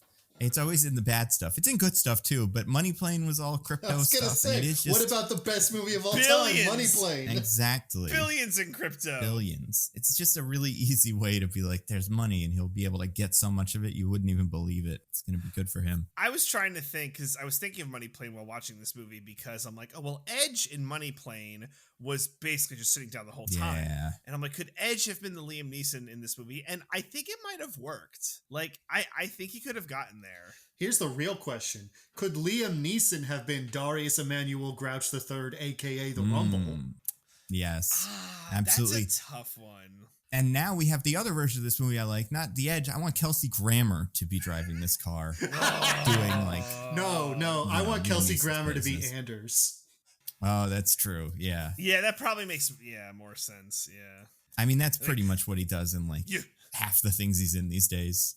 Shows can you up as imagine? a bad You guy. think you can fuck with me? I've got billions in crypto in this. You're fucked, you see? You're fucked! Yeah. I'm just Your kids are fucked. I'm just I'm gonna fuck your wife. I'm just imagining that his initial like buddy routine is full on Frasier, and then he does that Yeah. for the reveal. Maybe that's what the Frasier reboot is this, where like Niles is driving the Oh. car and Frasier is his friend and he fake explodes. That'd be pretty cool. Like, I'm just trying to think like who you could recast to make this better, and I don't know. It's so Liam Neeson focused that I don't think it matters. The kids, I don't know. The kids are such a non-factor. They shouldn't have been in this movie. Yeah, did you recognize the boy? No. He was, I already forgot this kid's name, but it was like, it's not Chim Chim. What's the name of the kid in Avatar who's a human kid? Spider. That's it. He's Spider in Avatar. Oh. Yeah. Huh. I recognized that name when I saw it in the credits. And I was like, who is that? And I went the whole movie, couldn't figure it out. And then I just looked at it now. So, yeah. Nice. And yeah, he's okay. And the little daughter is okay. But I do think like you give it to like a Tim Robinson or something. And just have him play Wait, it what? kind of straight, but Just like, have Tim Robinson, while the police call him, go like, I don't know what any of this fucking shit is, and I'm scared. yeah, exactly. Stuff like that would be so funny. There's no universe where that would play. I mean, like, it would make more than, well, I don't know. I don't know if it would make more than $6 million, but I feel like that's your only shot at this making, because I feel like this is one of those movies where, like, they must have looked at it. And there's, like, an algorithm, and it's like, listen, $20 million, it makes $30 million. We make our money back a lot. You know, we'll each get 5% extra, and that's a huge win. But, like, if you want to take a gamble on a movie that might be great, then, yeah, giving this to someone like Tim Robinson or, like, Will Ferrell or something like that, I'm like, that could be a fun something. But Maybe if it's like a Step Brothers thing where it's like, oh, it's the adult children doing some crazy stuff. I don't know. I just that's tough. Like, why not get the Stranger Things kids? Bring them all in, right? Just have them do it. that's true. This can be 11 escaping or something with billions in crypto after the bad guy in Stranger Things explodes. Or what about Tom Holland? He could do it. Yeah. And Mark In the back of me, Wahlberg. like I'm free. And Chris Pratt. Get all of them. Hey, where did, speaking of getting in the back of the car, where did he get that mask? Did he buy it? Did he have it on hand Yeah, just in right. case he needed to Yeah. do a meetup? Or could Did he he not have for find this? a voice changer that wasn't also a bunny rabbit mask? Oh my God. Well, I the think the voice voice changer change. was still around his neck when he took it I off. mean, yeah, it Yeah, was, but, but I like- wanted to make that joke. But also, like, why? Why do you have a physical voice changer on, dude? Like, there's apps that make it that do that, but also, like, I don't know, take it off when you're gonna go meet your friend. If you're gonna reveal your identity anyway, what's the point? It's spooky. It is a right? little It's super spooky. That's true. It's important how spooky it is. How about that protest, huh? What were they protesting in Germany? They Bad said stuff. something about our future, so maybe it was a climate protest. I think it was I- a climate protest. I yeah. wrote down one of the one of the protest signs was 2 + 2 = 4. Yes. Yeah. Honestly, What? you go to a Is- protest in America, you will see that sign or something. What does that mean? I don't know. It means that, like, truth is truth, you know, and there's fake news and stuff. I don't know which side this protest is on, but Yeah, like that feels silly. I Like say I don't it know. skews young, but yeah, I wouldn't be surprised if someone was holding up that big sign behind that says, like, in this house we believe in science is science and whatever, and like just the most generic protest you could possibly imagine. And just some cops. A protest you could drive a car through. Like, And, Right. and most people in the protest don't really care. even though They it's some banged on the window or whatever. it has no doors, it's covered right, in mud, no and it's that doors, right. famous car from the news that's on all the billboards in Yeah. the city. Like, Yeah, this is worth pointing out that this is after he's escaped. He drove away from the police because the police still think he did it psychotically. yep. And he had a big car chase where he tried to lose them, and then he just does. And even though his car, they know his license plate and the make and model of his car, and his car has no doors. Like, Yep. they've apparently just completely lost him. They don't find him again till the movie's over. Mhm. But also, they make no effort to stop him during the chase. They leave nice, big, wide open lanes. Like, oh, here you go, Mr. Neeson. This is just for you. Yeah, I mean, like, And I get it, like they don't want to blow up the car, but yeah, like they have stuff like spike strips, I assume, that they brought for this. It's not like this is the first time this happens today. You're already pursuing somebody who has a car, and the car is a bomb. If you want to stop the car, you could do that easily. And I don't know, maybe they just haven't ever had to deal with this before. But yeah, the fact that he is able to escape is pretty wild. Yeah. How impressive, by the way, that Liam Neeson got them to knock out all of the cell phone towers. First time since 1945, when all those cell phone towers were around. Yeah, and like, Yeah. I feel like that can't be true, right? Or something. I don't know. That was just a fun little line. So, yeah, just to be clear, Liam Neeson is like, you have to knock out all the cell phone towers. It's the only way that I can not blow up this car. And they're like, I don't know about that. But then at some point, Liam Neeson realized what's up. And the Europol lady is like, yeah, we've done it for you.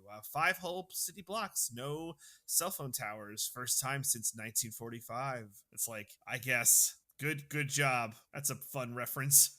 Yeah, I mean, like, and at that point, I feel like Liam Neeson had already discovered he could do this by driving through a tunnel or something. Just stop the car in the tunnel, Liam, and just hang out there. There's no danger unless you get out of the car with you specifically. But like, I don't know why this is, for some reason, the way you've decided to do it. Yeah, oh God. Yeah, I mean, like, what would you do if you were Liam Neeson in this situation? I mean, Diggins, I guess you already said what I already said. Yeah, it's like... I would be like, then do it, okay? Blow me up. I dare you. I mean, I guess the kids being in the car, you lose all faculty of, like, risking that. Like, you risk your life, but not their lives. See, this is the tricky part of this for you. As a father, you watch this and you're like, I don't want the car to blow up, actually. But me, I'm like, whatever. You know, we had a good run. You know, I guess if I was in that situation, the car's go by. Yeah, Well, I would be like, actually, I would prefer if you did blow me up right now. That would I'm actually an investment banker. This is a terrible life I live. Let's do something about it. I'm hoping that dying in such unjust circumstances might earn me enough good boy points that I could still squeak into heaven. So here's something I don't understand. So he says the pressure in the car is very fine-tuned to what's going on. So if any of them get out, the pressure changes, the car blows up. Okay. So we see the first example of this of when the guy from Succession is Stewie from Succession. That's right. Is like, I'm so scared, Matt, I'm gonna die. He's like, you're not gonna die, I promise. And there's the woman in the car who freaks out, and she gets out and the car blows up. I want to talk about that scene, but you to finish your thing first. Now, what I don't understand was the car blown up manually from the pressure or remotely via the cell phone? Like, what caused the car to blow up in that scenario? I think in that scenario, he got out of the car too to stop. Like, Spider-Man friend, like as the girlfriend was getting out of the car because he thought her seat was pressurized. Oh, he also kind of gets up, and that's what you're makes the car right. explode. He like leans over. Yeah. Okay, I guess that makes sense. I mean, like, again, I feel like I know the guy on the phone is like, you can't tell them you have a bomb. But at a certain point, like, I gotta be like, well, they're gonna fucking shoot me then. So let's tell them, okay? And we'll figure it out. But like, this guy, I don't know, does not make enough of an effort, I feel like, to communicate this to the cop. It's true. Be like, look, this is like very important. She cannot come out of the car because there's a bomb here that's going to blow up and kill us all. At that point, the cop should just be like, all right, ma'am, stay in the car, but I'll stay here to make sure nothing happens. Right? Like, that could be, or he'd like call somebody or something, not just like try to get her out of the car. Yeah. So Diggins, you wanted to say something about this scene? Yeah. So what the hell is up with this woman? I don't know. Because, at first, so she's like freaking out, which is not an unreasonable response to being told you're in a car with a bomb. Yes. And she's like, she's going on in some language that's not English.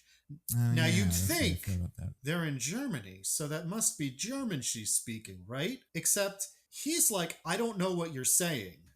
Yes. Which implies that he doesn't know the language. But then when the police officer shows up, he speaks in perfect, fluent German, which implies she's not speaking German. However, if she doesn't speak a language he speaks, she's like his girlfriend or something. Like, we're never told who she is. I imagine she's not some random woman who happened to be in his car when this happened. Maybe she was. Maybe Yeah. he was kidnapping someone. Or I'm gonna maybe say she's one a night stand or prostitute. something. Who knows? Or that, or sex work, or something like that, because there's no, like, I mean, we don't get much from this character, but like, I do feel like we're supposed to assume that he's just like, because he's the youngest of them, so he's the playboy, you know, if you have to think of what these guys he's like, Liam Neeson is the smooth operator, and this guy is the wheeler and dealer. Yeah. Sure, whatever. So, but okay, then she understands the situation they're in enough, and like what was said to them enough, that she's freaking out and upset and wants to leave the car. But Yes.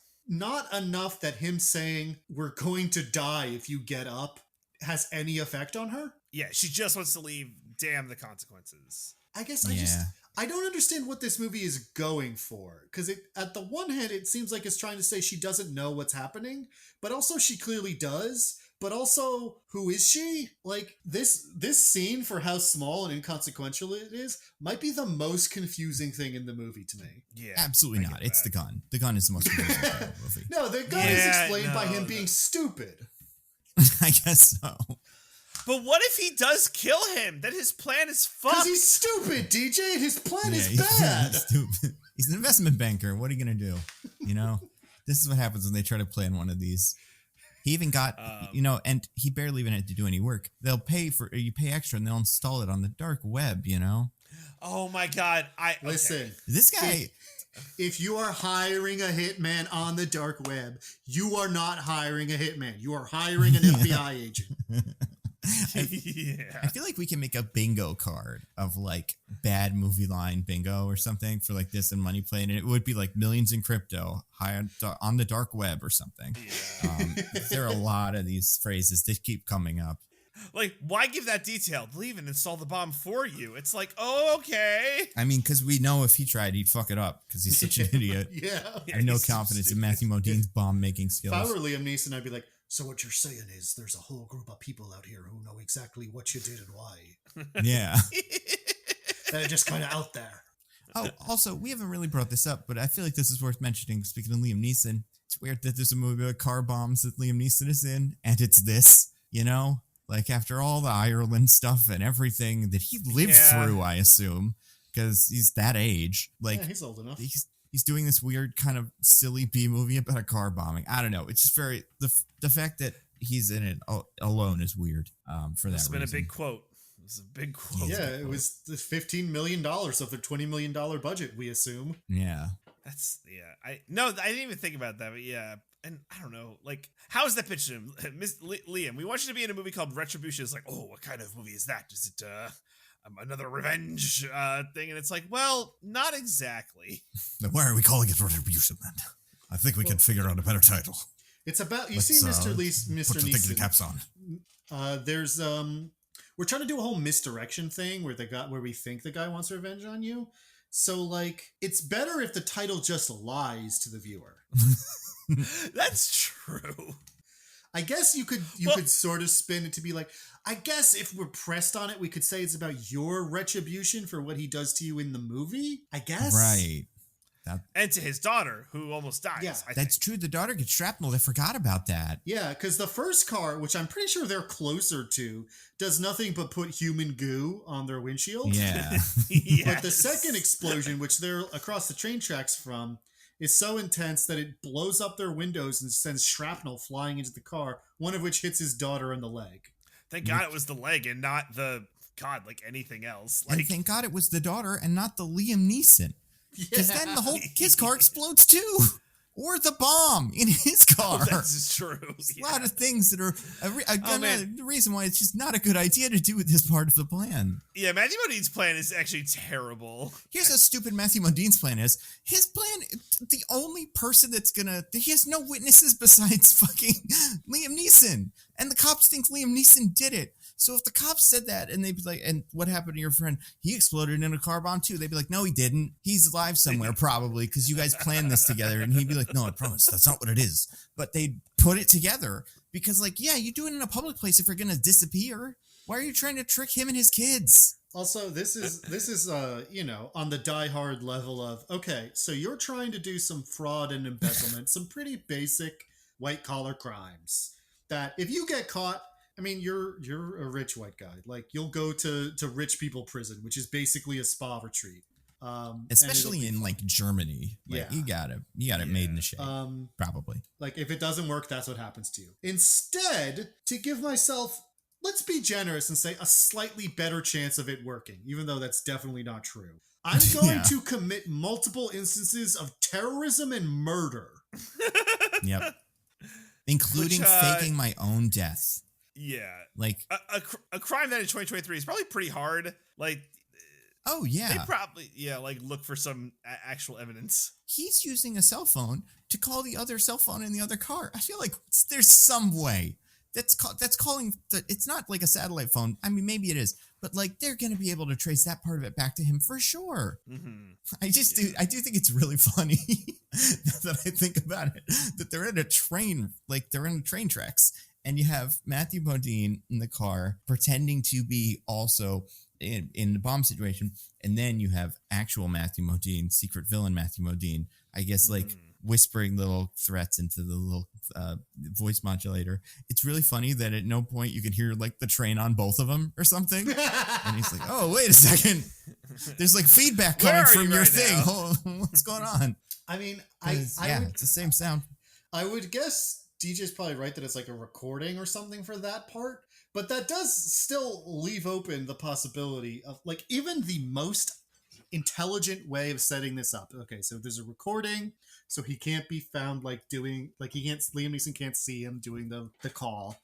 And the gun is, let's say, blanks, so that it looks like it has bullets, but it doesn't. Sure. That still leaves open the possibility that if Liam Neeson's like, well, sorry, old friend, and tries to shoot him, then it goes off and he's like, wait a minute. And then in his ear, there's still the guy going like, you've got to kill him. 10, 9. Yeah. And then he'd be like, fire the gun. He'd be like, wait a second. Why is that still going on? And then the whole thing unravels. Like, there's no version of giving him the gun that survives him being willing to shoot you. By the way, I love how Liam Neeson's like secret to get around the terrorist is to turn on the mute button. Yeah, I mean, like, a cunning plan he could never have foreseen. Oh, I got it. I have a mute button. There's no way I can possibly figure this out. I love, by the way, the first time he uses the mute button, he just kind of uses it. Then the second time he uses the mute button, he's like, hey, fuckface, you son of a bitch, you there? And then the kid like laughs at him. And the daughter goes, oh, daddy, you called him an asshole. That's what it is, sweetie. yeah. Good job. Yeah. Also, it would have been so good if, like, later he was like, the terrorist was like, you fucking moron. I knew you wanted on mute. I was just not responding on purpose. Right, yeah. Be like, oh, yeah, I put another microphone in the car. Like, yeah, I can hear what you're saying. I put an entire bomb in your car and a cell phone. Why wouldn't I also put a microphone? Yeah. I know about fucking mute buttons, you fucking moron. It's also weird, and like, I don't hate that the movie isn't about like the car being hacked, kind of. But I'm surprised in this modern age, that's not part of it in some way. Especially because the beginning of the movie like establishes that his car is like connected to his phone and has all computer stuff in it. And even like malfunctions that start where it's like all the stuff's broken. And Liam Neeson's like, I'm sure that's fine. Yeah, what the fuck? Why not be like, whoa, I don't think I should be taking you kids to school. This car is about to fucking... Hold on, kids. Let me just call an Uber. Yeah, like worst case or like best case scenario, I don't know, like the airbags go off all at once for no reason. Like, I don't know, man. It's just like, I this is the thing with like cars like this. And like, I don't have like, obviously a fancy like Tesla or anything, but I do think it would be annoying because they could just fucking stop. And then it's like, oh yeah, that's how a computer works. It just decides to stop and update. And then I'm fucked. And like, yeah, if that's a car, I'm definitely not going to get in it. At all. But I guess it was too late because he already sat on the seat and activated the pressure sensor. That would be some shit, right? That'd be so funny. Yeah. Before, that's also why his plan is bad, right? Because Matthew Modine's plans, if it's ever executed where he does blow up Liam Neeson, he can't get the money anymore, right? That's just like how it works. Yeah. And he can't fake his own death, so he's gonna be on the hook for this. Like, right. So it's like, hold on. Can you imagine? Sit down. Hold on, kids. The car's being really fucked up. Let me get up and Yeah. Oops, I forgot my coffee. There's no way there would ever be a how it should have ended for this Yeah. movie. But that's all Or it would what? be. What if there's he gets in the car, he buckles up, and he's like, "Oh, wait a minute, kids, I forgot something." And he goes goes to get out of the car. Well, movie over. They just fucking die, I guess. Well, and I think the kids like also are like they're what was I gonna say?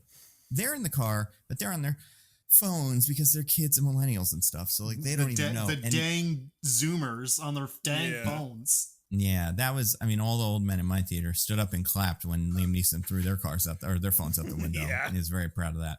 But yeah, the idea that like Liam Neeson would see this car, like turn the car on, and then like the car's like boot menu would come up, and it would be like calibrating seats, calibrating. I would at that moment, if I'm Liam Neeson, I'd be like, "We gotta get out of this car now! It's gonna explode!" Like, it sends the absolute wrong signal, and he doesn't need to have hacked it that way. The car bomb doesn't seem to be connected to any of the internal car parts. Like, It's a very old pressure school sensor. bomb. Yeah. So what is it even doing? Was that what he had to do to break into it? He should have hired better guys on the dark web than that guy. Yeah, he got. He should have hired did a better good job. FBI agents who could have done this for him. Yeah. Oh my god. What else is weird? By the way, I know we keep saying like it's not Speed, but I guess it's that they were going for. So we could all agree Retribution was a bad title name. What if an alternate title would be Pressure? Because it's based on like the pressure of the car. And then they could have used Better. Under Pressure. They could have licensed that song. Oh yeah. Except that would have been in Yeah, the I other feel $5 million of their $20 million budget. I feel like in this movie, it has to be. What's like a good name for this movie? Like, Don't bother. What about I like the one word title. It's the only thing that's won me over. I It's think just like it could be good if it's like a word. It's got to just be a word that is used in cars that is also used in bombs or something like that. Like, not like bombs, but like cool action movie stuff. So it would have to be like, oh God, I'm trying to think of something like Gridlock or something like that. Like it'd have to be a name that you could conceivably give a G.I. Joe, and then just that would be the name of the movie. Gear Shift. Yeah, exactly. Traction. Any of those. But honestly, Retribution works for that too. yeah, I mean, it's just I'm such Retribution. it's so generic. I can't even remember the name if I don't have it in front of me. Like, I have to go like, what was this called? It was like car, something with an R, but like, it's What if it was just called Car? Yes, no, that would be good too. You kinda could do a love Snakes that. on a Plane with it and do like, like car, bomb car or something. Like, that would work. Yeah, You could I have don't know. call it Irish Car Bomb. You could have. Yeah, you could have. Oh, And then you boy. would have gotten some people in seats just to see, people Yeah. be confused, history buffs, whatever, want to get a look at that. Yeah, it's weird. What do we think of the end when he does car chase and like drives around and stuff? You know what I else? thought that was very silly. Remember, you know what this reminded me of? I didn't realize it until just now. Remember in John Wick when the car's doors come off of his car and he drives around for a while? Oh Yeah, that was in that movie too. Cool. Well, they couldn't get the Spanish Steps, so they had to do that instead. I want to say something similar happens in Mission Impossible. Don't the cars also, the doors also get blown off that car? Do they? The little like Fiat or whatever they have? Oh, they do. I'm not they positive do. about this, but I'm yeah. not I think sure. No, that- they do. I'm not Yeah. sure. Do they? It's a I'm cool sure way to they film an do. action scene is you got your Those are the guys trailers. right out there, So maybe they saw those movies and were like, let's do that. That was cool. I mean, it does look cool. And like, there's a couple of shots in this movie that are okay. They're like little drone shots where following a speeding car, and I'm like, that looks like it's going fast. But I truly believe this movie was a vacation plan for the like crew and like producers. Like, you guys want to go to Germany? It's like, all right, yeah, let's do it. yeah, I Film a mean, movie on location in Germany for no reason. speaking of the producers and stuff, I don't know if either of you guys caught this. Did you see the name of the director of this movie? No. His real first name, I don't know where he's from or what any of that is, but his first name is Nimrod. What? Whoa. I know. You don't see a lot of Nimrods out there. He's a Hungarian, actually. Okay, so he's born in LA, but he's of Hungarian ancestry. He That's wrote, cool. wait a second. Okay, all right. I'm going to go through his whole thing. And, like, Nando let's has a see. bombshell for us. I mean, Has a like, it's not crazy, bombshell? but it's like, that's a good Oh, thing. So- that should have been the name of the movie, Bombshell. God, Nando, you've got a bomb. I mean, listen, I haven't gotten like up from this Bombshell. chair in a while, so who could say? I Oh, may have man. just missed it, but If somebody wanted to put a bomb on a pressure-sensitive bomb on my chair, let me tell you, it would take you a long time before it worked. yeah, exactly. I'd be like, I'll just live in this chair. That's about Because right. you have high quality doesn't- chairs that don't compress. That doesn't like, so change my easily. life very dramatically, to be honest with you. I wanted an excuse not to get up, so this is actually pretty cool. Mhm. All right, so this Like, is a you movie that this guy if has you done. put the bomb on my bed, like, that's it. That's the one thing keeping me from not living my life in my bed, is that I won't Yeah. explode if I get up. Kiss that crypto goodbye, Matthew Modine. So this guy, okay, so Nimrod Antal directed a movie called Control. He directed a couple things. A movie called Control in 2003, which I have not seen, but it looks like that was his first like big feature. He directed that movie Vacancy. Sorry, I'm just yawning because I'm looking at these movies. He directed this movie Vacancy in 2007. It has Luke Wilson and Kate I Beckinsale was are gonna like, say, that'd be a pretty young Luke Evans. I mean, it's a pretty young Luke Wilson too, but it's they're like at a snuff, like a motel that does snuff films or something like that. It was like a horror movie. I remember Yeah, one of seeing those like snuff film posters for motels. this. We've all been to one. Exactly. Yeah. I did a movie called Armored that I haven't seen, or at least if I did, this doesn't look like it really made a mark. But then he made the Predators movie, the one that's okay with like Adrian Brody and stuff. Like he was director of that. Directed Metallica something, a couple of those. Directed an episode of that show Wayward Pines that was weird. And he directed 2 episodes of Stranger Things in season 4. So I don't remember which one the Run Up That Hill one was, but I think it might be that one. So he's like good. That's how he got Matthew Modine. He was probably like, I'll call my friend. Oh, that makes sense. Yeah. Also, speaking of Matthew, you just can't make Matt sound cool under any circumstance. It just doesn't work. And yeah, it just sounds lame. I don't know. Was it you? I mean, I'm just saying, so. it's like, as an action man, I've never seen it done. Like they do it in Daredevil, but that they call him other stuff. And like his code name, obviously. But with this, where it's just like, Matt, come over here, Matt. I don't know. It's weird. Yeah, I think like John's a very good one. Could have even done like Steve, right? Steve. I don't Like, I love think that could Steve, work. but I think it could be like you could swing it. Steve Rogers, right? Oh, sure, yeah. I mean, Qui-Gon, that's a good name for an action star. He plays, I'm going to look at his names of guys that he's played. He really has like a really like, just none of these are real names. Not none of these are real names, but it's all like Robert, Tom, Travis. Like none of these seem to be actual characters. All those anyone would fake names, recognize. you know? Yeah. But yeah, he played Don Cheadle on an episode of Inside Amy Schumer. Sounds like something they would do on that show. And yeah, he played Liam Neeson on Entourage. Oh, of The course. movie, the Entourage movie specifically. The one where the which- one guy from Entourage ends up having sex with Ronda Rousey when she was still popular? Yeah, that's right. The one where the woman is pregnant. The 2 women have pregnancy scares, but they actually didn't have pregnancy scares. They just wanted to do a prank on E. I watched it in theaters. I had a great time with it. But yeah, I don't know. Liam Neeson has such a weird career. Like Taken is in 2008. Batman is in 2005. But like before that, it's like Kinsey, Love Actually, Gangs in New York, I guess. Schindler's List. Well, Schindler's List way before that. But yeah, and the Star Wars, Les Mis. You got Schindler's List. You got like Ethan Frome, like Darkman. But like this like old guy action movie, it does feel like Liam Neeson kickstarted this whole genre with Taken. Like I don't think we get a lot of these without Taken. And he's still doing it to this very day. But also, this is one of the movies he's got upcoming that I'm actually pretty excited about. Apparently, they're making a Naked Gun movie directed by Akiva Schaffer from Lonely Island, where he plays Frank Drebin Jr., the son of Leslie Nielsen's character. Huh. That could be Is fun. OJ gonna be in it? Yeah, they're going to get OJ back? Gotta put OJ in it. Oh my God, they should get OJ in it. You gotta get the juice. They should get another guy, just another random football player, and then we all just watch him really, really closely for the rest of his life. Is this what they do? You do a Naked Gun and then you get really murdery. But yeah, this actually might be fun.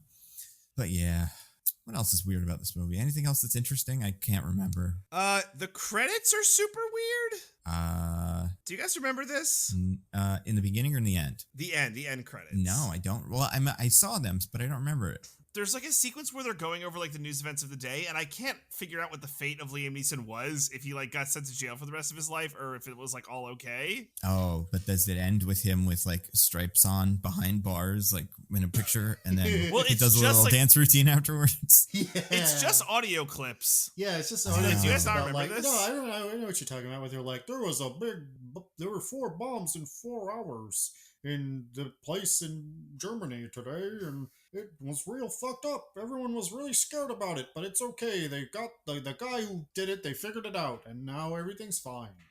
I was just waiting to learn the fate of Liam Neeson. I was just like, what was the Europol lady gonna believe her or be like, you're going to jail forever, dude? Well, it is funny because he did run away from her with a bomb into the city. Like, that is Yeah. definitely bad. But also, he doesn't fake his death or anything like that in that moment. Like, part of me was like, oh, he's going to fall in the river and just swim away and never come back because he can't be not arrested anymore.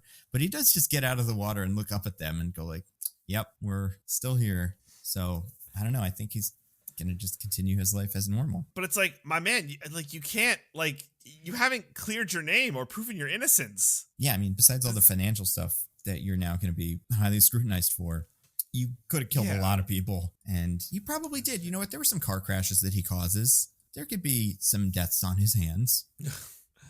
Oh, man. What was I going to say about this? Oh, if this happened in real life, even if we knew all the stuff at the end, like Liam Neeson survives and tells us all, I still feel like there would be weird conspiracy theories about this thing that happened. Oh, yeah. Definitely. You'd be like, yeah, you know, I think Obama knew some of those guys and had them blown up or something. Like, you would just never hear the end of this. It'd be the new Pizzagate. We'd Great. look in their past and find out that Liam Neeson had been to the Epstein Island, and we'd be like, Oh my God, he's on the flight logs. Yeah, for sure. For sure. That's funny. I mean, that a that man- could be what he is actually running away from. And like, he knows if they actually start looking into him, he will be on the Lolita Express, but it just Yeah, never man, comes yeah. up in the movie. Matthew Modine is like, you don't understand. You don't understand, Matt. I was on the Epstein jet. It's only a matter of time. I gotta make my escape now before they catch me. Me and Epstein are on an island. We've set up with all the crypto. It's going to be great. We got Epstein a new face. It looks different than his old face. No, wait, it's me, Matt. It's Jeffrey Epstein. I've been in hiding this whole time. It was actually it's not- Anders who died in that jail cell. Here, it's that lady with the picture with Elon Musk. She's here too. Ghislaine Ghislaine, that's what her name was. Ghislaine Yeah. Maxwell. Yeah, she's your wife, Matt. She's been your wife this whole time. Yeah, that would be the twist ending. You'd get a call from his wife who has never been named, and the name would come up Ghislaine. There's only one of those. Oh, my God. It's like that episode of Black Mirror where at the end the kid's a pedophile. Do you know what I'm talking about? Or like at the end of the episode, you're like, I don't know what we even just did, and then that's the reveal at the end, and it's like, ugh. But yeah, it'd be that. That would actually make this movie amazing. As if it had a twist that was that out of left field. But maybe they did, and it got too real. I don't know. Ugh. Speaking of that, you guys, is this movie woke? Oh, God. I mean, how would it be? No. I can't think of a reason why it would be. No, Yeah. yeah. And a movie where an old white guy yells and saves the day is pretty not woke. He's a good father, right? He's a good father. Takes place in Germany. Like, that's not America, so that's kind of woke, but not really, though. Yeah. I mean, I guess it flirts with the idea that being a banker is bad. But yeah, like I said, I'd say, like, Does it, though? like I said, by the end Yeah. of the movie, it's like, no, it's just if you do bad stuff. But most bankers are good, normal people. yeah. Yeah. Yeah, he, like, disobeys the cops and goes rogue. That's usually pretty not woke. It depends on why. Like you the do Occupy it. Wall Street protest, that's part of it, right? Like, is that woke? Well, the that it movie- exists? I mean, yeah, the movie doesn't seem to have any particular feelings about that protest either way. It just kind of has it as a set piece for no reason. Man, Yeah. those cops at that protest, that SWAT team. Hey, listen, I know there's a lot of protesters, like 20 of them, but like, it's that car. You guys remember the car, right? We all got briefed on it like 20 minutes ago. There it is. Go get it. No. Yeah, just, right. Let it pass and sit down and just like park. Ugh. Yeah, I don't think this can be woke. The only thing I would say is woke about it is that Liam Neeson's wife isn't 30 years old in this or something. Somewhat age Yeah, appropriate. all right, I'll take that. It's like, that's progressive. But yeah, that's about it. I would love to see a woke version of this or something where it has something very, very clumsy to say about capitalism or whatever. That'd be pretty funny too. But yeah, I really was waiting for the cop lady to like lead, because like she really starts with like, it's like the what, whose money is this that you're taking? Like, right? Like I feel like she's trying. She's really bad at this. Like, Yeah. he's a hostage. And she's like getting on his case. Nobody gives him a water or like a blanket or something and tells him it's going to be okay. They're all like, you're going straight to jail after this because you did this car bombing that you're in. Like, it's so stupid. I hope she got fired from whatever job she has. Because, that was bad. From Europol? Yeah. Europol, yeah. Is that a real organization? I don't actually know. Well, like, I assume Interpol is everyone and Europol's just Europe. Well, the thing about Interpol, DJ, is that movies pretend that they're police, but all they really do is like help like do like administrative coordination between different countries' polices.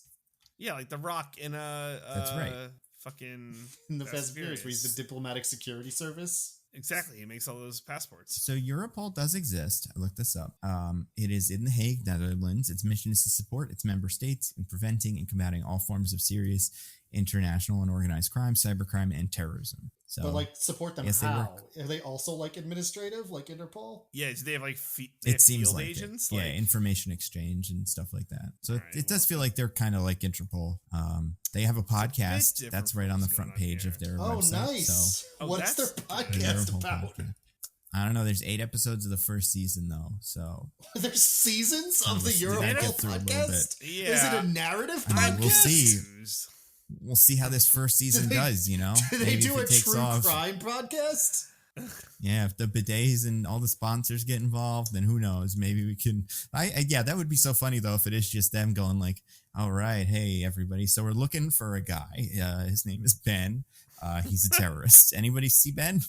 All right, well, this has been the Europol podcast. Like, I don't know, but they shine a light on the biggest organizations Europol has supported and how they continue to fight crime. So it's the cops making a podcast. That's a good thing those don't exist. Incredible. Europol supported by listeners like you. Yeah, right? Anything else for this movie? I'm trying to think. I don't think so. It's a very silly movie. Yeah, it's weird that they made it, but also they make 1 million of these. Honestly, it's weird that this wasn't on Amazon Prime. That's the I know, part. right? Like the fact that, we had to go to a movie to see it. Yeah, this is like one of a few movies this year that I paid for. Usually I go to free screenings and I'm like, even if I didn't like Blue Beetle, it's free. Who can I complain to? But no, this one I had to pay money to see. And that is not okay. That's a crime. It's bad. You should be ashamed of yourself. How dare you? You should. I paid full price too because I went like on Monday. If I'd waited until Tuesday, I could have gone for half price. I'm a fool. The problem with this though, it really was only playing at like 10 o'clock at the theaters by me. They didn't even have like a midday screening. They're like, there's one train out of the Retribution station. No, there truly were no actual ways to see this movie. We're all lying when we said we saw it. Yeah. We've made all of this up. Yeah, I read the Wikipedia summary and just kind of went from there. Yeah. I think we were close. Do you guys want to get to our classic segment then? Let's do it. Let's recommend some things to the fine people. DJ, do you have anything to recommend? I have something to recommend. Okay. So season 2 of The Ultimatum has dropped on Netflix, and guys, it fucking rules. Oh, it's only the second season? Yeah, well, Queer Love didn't count because Queer Love was like a different queer people thing. don't count. Right, because they don't have like real relationships like straight people on The Ultimatum. That's what you were saying in that. That makes sense. How did you guys know? Yeah. I like because you were so Queer explicit. Love is just like a separate show. Mm-hmm. That's so they don't have to pay the writers or something. If you do 3 seasons and then you change the name, it becomes a different show. Is the case. Yeah, exactly. Yeah. You get it. But anyway, so Ultimatum season 2, I'm psyched. I did not know this was coming. Oh my God, you're gonna love it, Nando. See, as I mentioned before, and for those of you who don't know, it's a horrible show where someone issues an ultimatum to their partner, their boyfriend or girlfriend, and the ultimatum is, "You must marry me, or I'm gonna leave you." And the way to test this is we're gonna date other people who have also given ultimatums or been issued ultimatums, and at the end we're going to decide whether to go back to our original person and marry them or to explore a relationship with a new person. Yep.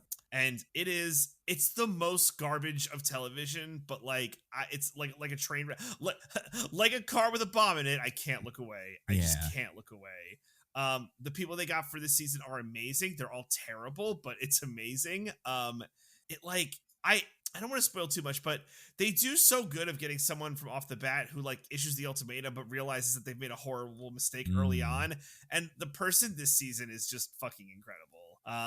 I love this show. It's terrible. It's cringe, and I love it so much.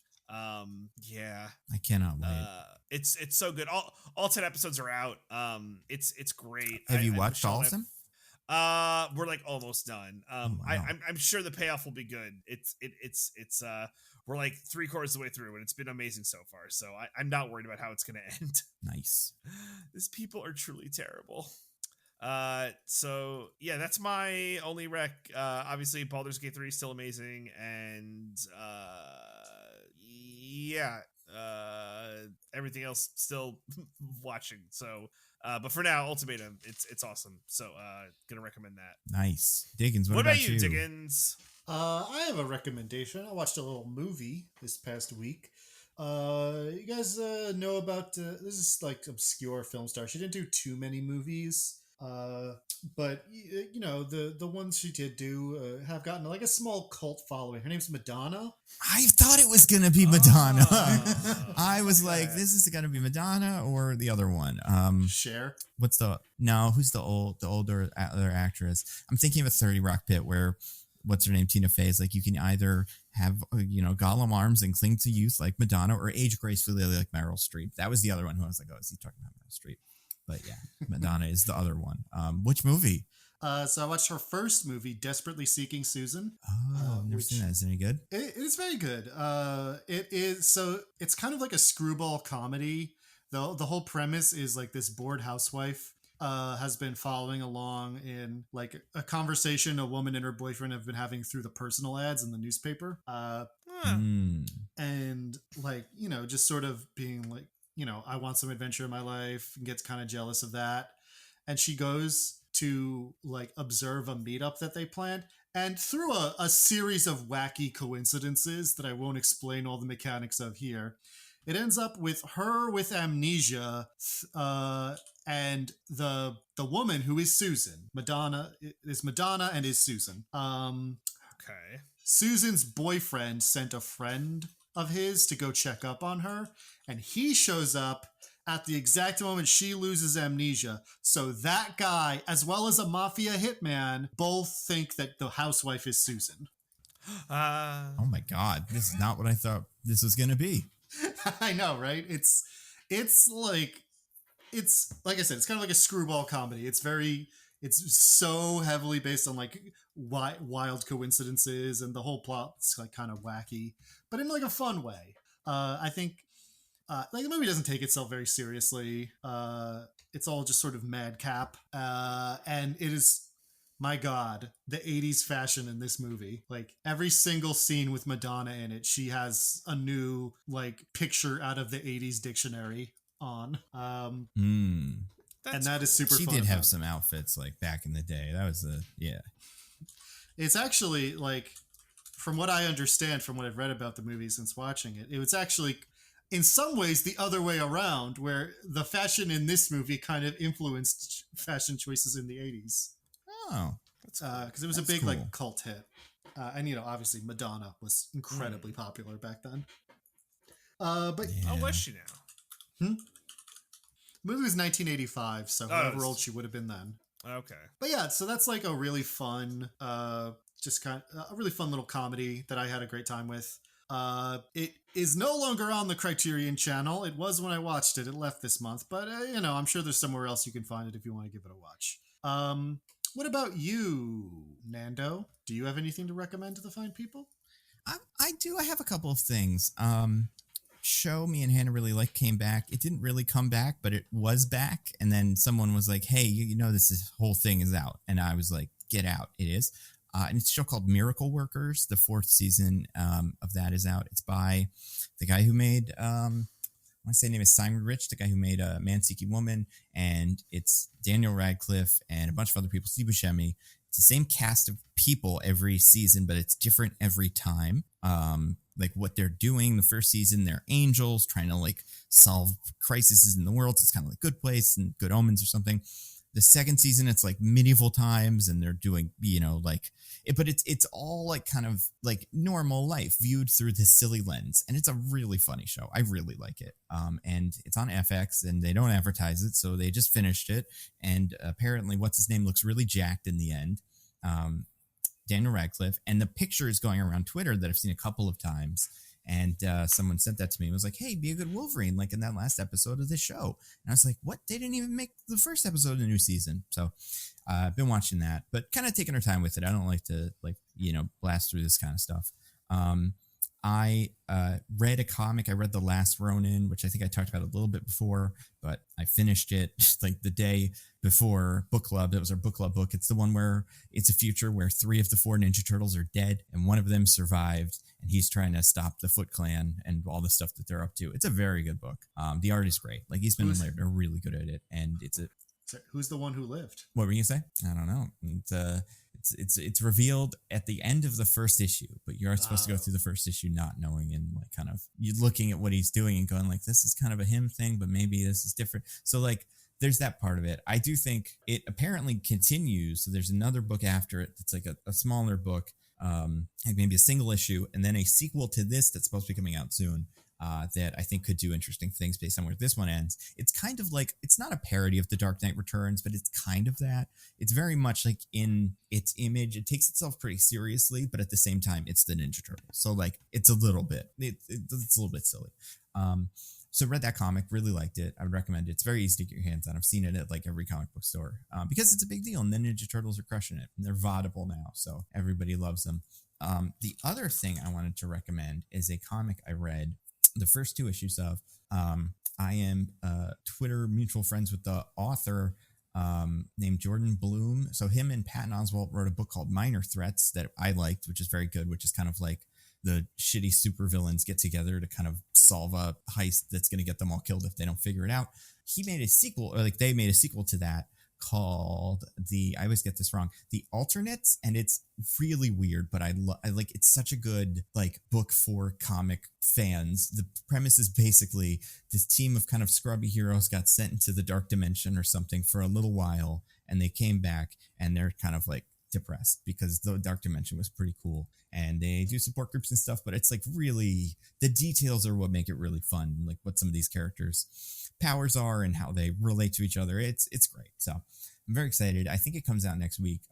And I think it's probably 5 issues because that's what Minor Threats was. So I really enjoyed that. Like I said, it's called The Alternates. Yeah, that's it for me though. What are we doing next week? Oh, you know what? Wait. I will say one other thing. I watched the first 3 episodes of Ahsoka. I didn't really like the first 2. I think the third one's not bad. I'm with you. Yeah, I think it might. How many total episodes are there?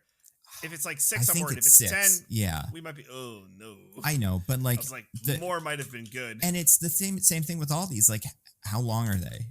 If it's 6 half-hour episodes versus 6 hour-long episodes, that's a big difference. So it seems like they just decide super arbitrarily how long any of these are. Yeah. Oh wait, no, okay, 8 episodes is what it's. All right, that might be okay then. But yeah, I think the third one was actually kind of good. So I'm looking forward to the next one. And obviously After Party is great. Best show. But yeah. So what are we doing next week? Threequalizer? Just kidding. Oh my God. I've never seen any of those movies. Me neither. What are we doing next week? I mean, like, we could do One Piece. That came out and apparently isn't terrible. Don't know. I'm going to watch it. So long. I mean, it's a whole the TV Netflix show. one, right? Like, it's a series. I know, like we don't have to do the whole thing. But yeah, no, we're gonna do the anime. Like, we're gonna do all 400 Yeah. whatever episodes. I'm just thinking like 4,000. Yeah, I I wanna think say it's they're in the over thousands. 1,000. I was gonna say like just because that's the pop culture thing that I'm hearing about this week. There really isn't too much else, Right. but we can get ready for Expendables because I saw a trailer for that in my theater, and that looks pretty Ooh, good. yeah, I'm kind of excited yeah. for it. So yeah, The Road to Expendables. I don't hate that. yeah, I feel like there was Expendables and one other thing that was on our radar as like maybe we'll do that, but I don't remember what the other one is. So I mean, I'm still open to Gran Turismo, especially. Is Yeah. it vaunable yet? no, it's not. I mean, not at this very moment. I'll check in. It's got to be soon. Yeah, like I feel like we're getting into September, right? Okay, let's see. September Yeah. 2023. Well, it's gonna be tricky because soon the studios are just gonna stop all the movies. It seems like, right? Yeah. There's gonna be no more movies, depending on how long this strike goes on for. Man, you know what we do have this year, or not this year, but coming up is the Spy Kids is getting a new movie. It's on Netflix. Ooh, and the Poirot movie comes out soon. I don't know if that'll be fun, but that does exist. The one where Tina Fey is supposed to be taken as a dramatic actor instead of comedy.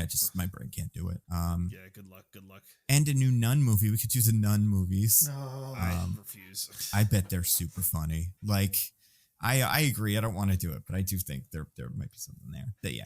So someone on the Discord was like, because people were talking about what they would nominate for a movie if they won the Survivor Pool. By the way, sign up for the Survivor Pool. I assume we've tweeted it out by now. Possibly, who knows? Well, but shows how someone much said you pay Saw. attention.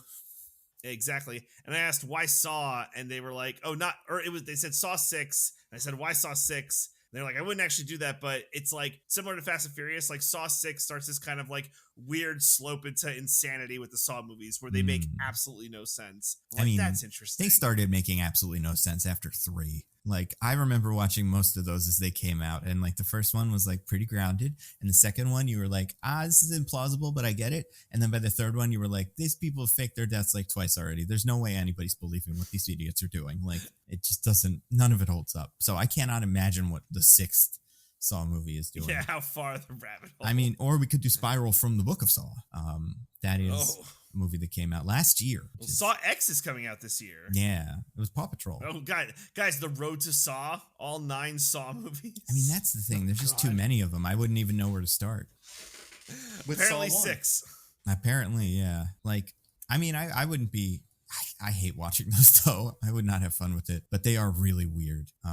Yeah, I don't know. I'm leaning towards an Expendables, but I've seen the first 2. In fact, I think I've seen all 3, and I don't remember them being that interesting. They're just kind of stupid. Like, but this new one looks kind of fun because But somehow they all Nando, got older. have you ever thought about how it's funny when a person who is old does an action scene, but also it's still cool? I like it when that happens. What I really like is when the other old people in the action scene also point out how old the other ones are. Then I really feel like, well, they're having fun with it. So Well, I'm having fun too. How am I supposed to tell that Sylvester Stallone is old if someone else doesn't tell me that he's old? He still looks so Yeah, young right. and virile. I do think that this new one, because I'm assuming you guys have seen the trailers for this, because it's played in a couple Yes, movies I I've seen. saw it before this movie. Yeah, exactly. Can't This, stop the birds for the That's right, yeah. I've got to get better friends. Exactly. The Statham Megan Fox thing is like, okay, they know these are jokes now. Like this is why maybe I think we've jumped the shark, which he already did this year, but like it's turned into its own thing. Like it's becoming fun. I don't know. So Some we've of the jumped fight back scenes over looked the cool. shark, you're saying? Yeah, under the shark, I guess. They swam under it. Yeah, I don't know. I would say we take suggestions, but like we have to see it like tomorrow because it's Friday. So Yeah, we got time. I mean, we could do the driving one, whatever that was called. Not this. Gran Turismo. Gran Turismo. Yeah, I'm not totally against it. We did the Taylor Swift one if we can get tickets. Yeah, yeah, that's the thing. They're expensive and hard to get, like all Taylor Yeah. Swift tickets. Yeah. I don't know. We'll figure it out. But yeah, DJ, do you have anything to plug for the fine people? Yeah, so the normal roses and rejections. I actually don't think we haven't done a new episode since. But I would like to plug a different podcast I was on. I was on another Pop Break podcast called Not Couple Goals. It is a podcast Where they hosted by highlight bad toxic couples and why you shouldn't be like them. And that's why you I and guess Michelle kind of. were on? Exactly. So it's hosted by Tyler and Allie, and what they do is they go over different romantic thrillers, and we reviewed 50 Shades of Grey in I've never seen the movie, but it's so bad. It's like however bad you think it is, it's worse. Oh yeah, it's just so boring. terrible. Like you get to the end of the Yeah. movie and you're like, this is the end? They do oh my kind of God, pick up later in that, but I have seen the first one, and I remember thinking that as I was done. So this guys, isn't even don't you sexy. remember when he puts on his sex jeans? I mean, come He on. does do that. The sex jeans are nice. And he takes her into the playroom with his Xbox. I'll never forget that line. But we reviewed the movie. It was fantastic. Had so much fun with them. And yeah, that's on the Pop Break TV podcast. And then Rose of Rejections, we're going to be covering The Ultimatum next. So definitely check that out, as they are our most listened to podcasts somehow. People fucking love our Ultimatum podcasts. So yeah. Well, because The Ultimatum is the most distilled form of the sociopaths who would go on reality shows. That's right. Michelle's theory is that they're like, we've probably cornered the market and that no one else is doing podcasts on this shit. And like, but people like want it, so it's just us. We're the only ones out there. And like, maybe. I mean, The Ultimatum is like really it's like the high quality, like the drugs that not everybody can do. You don't start with The Ultimatum. You start with The Bachelor, and maybe build up a tolerance, and then if you last long, you hit The Ultimatum. But that's the tagline for the show. Actually, this one's just for the freaks. Yeah, it really is. What about you, Diggins? Do you have anything to plug? Nope. What about you, Nando? I put out some videos. I have my casting James Gunn's friends in the new DCU video was out on YouTube today.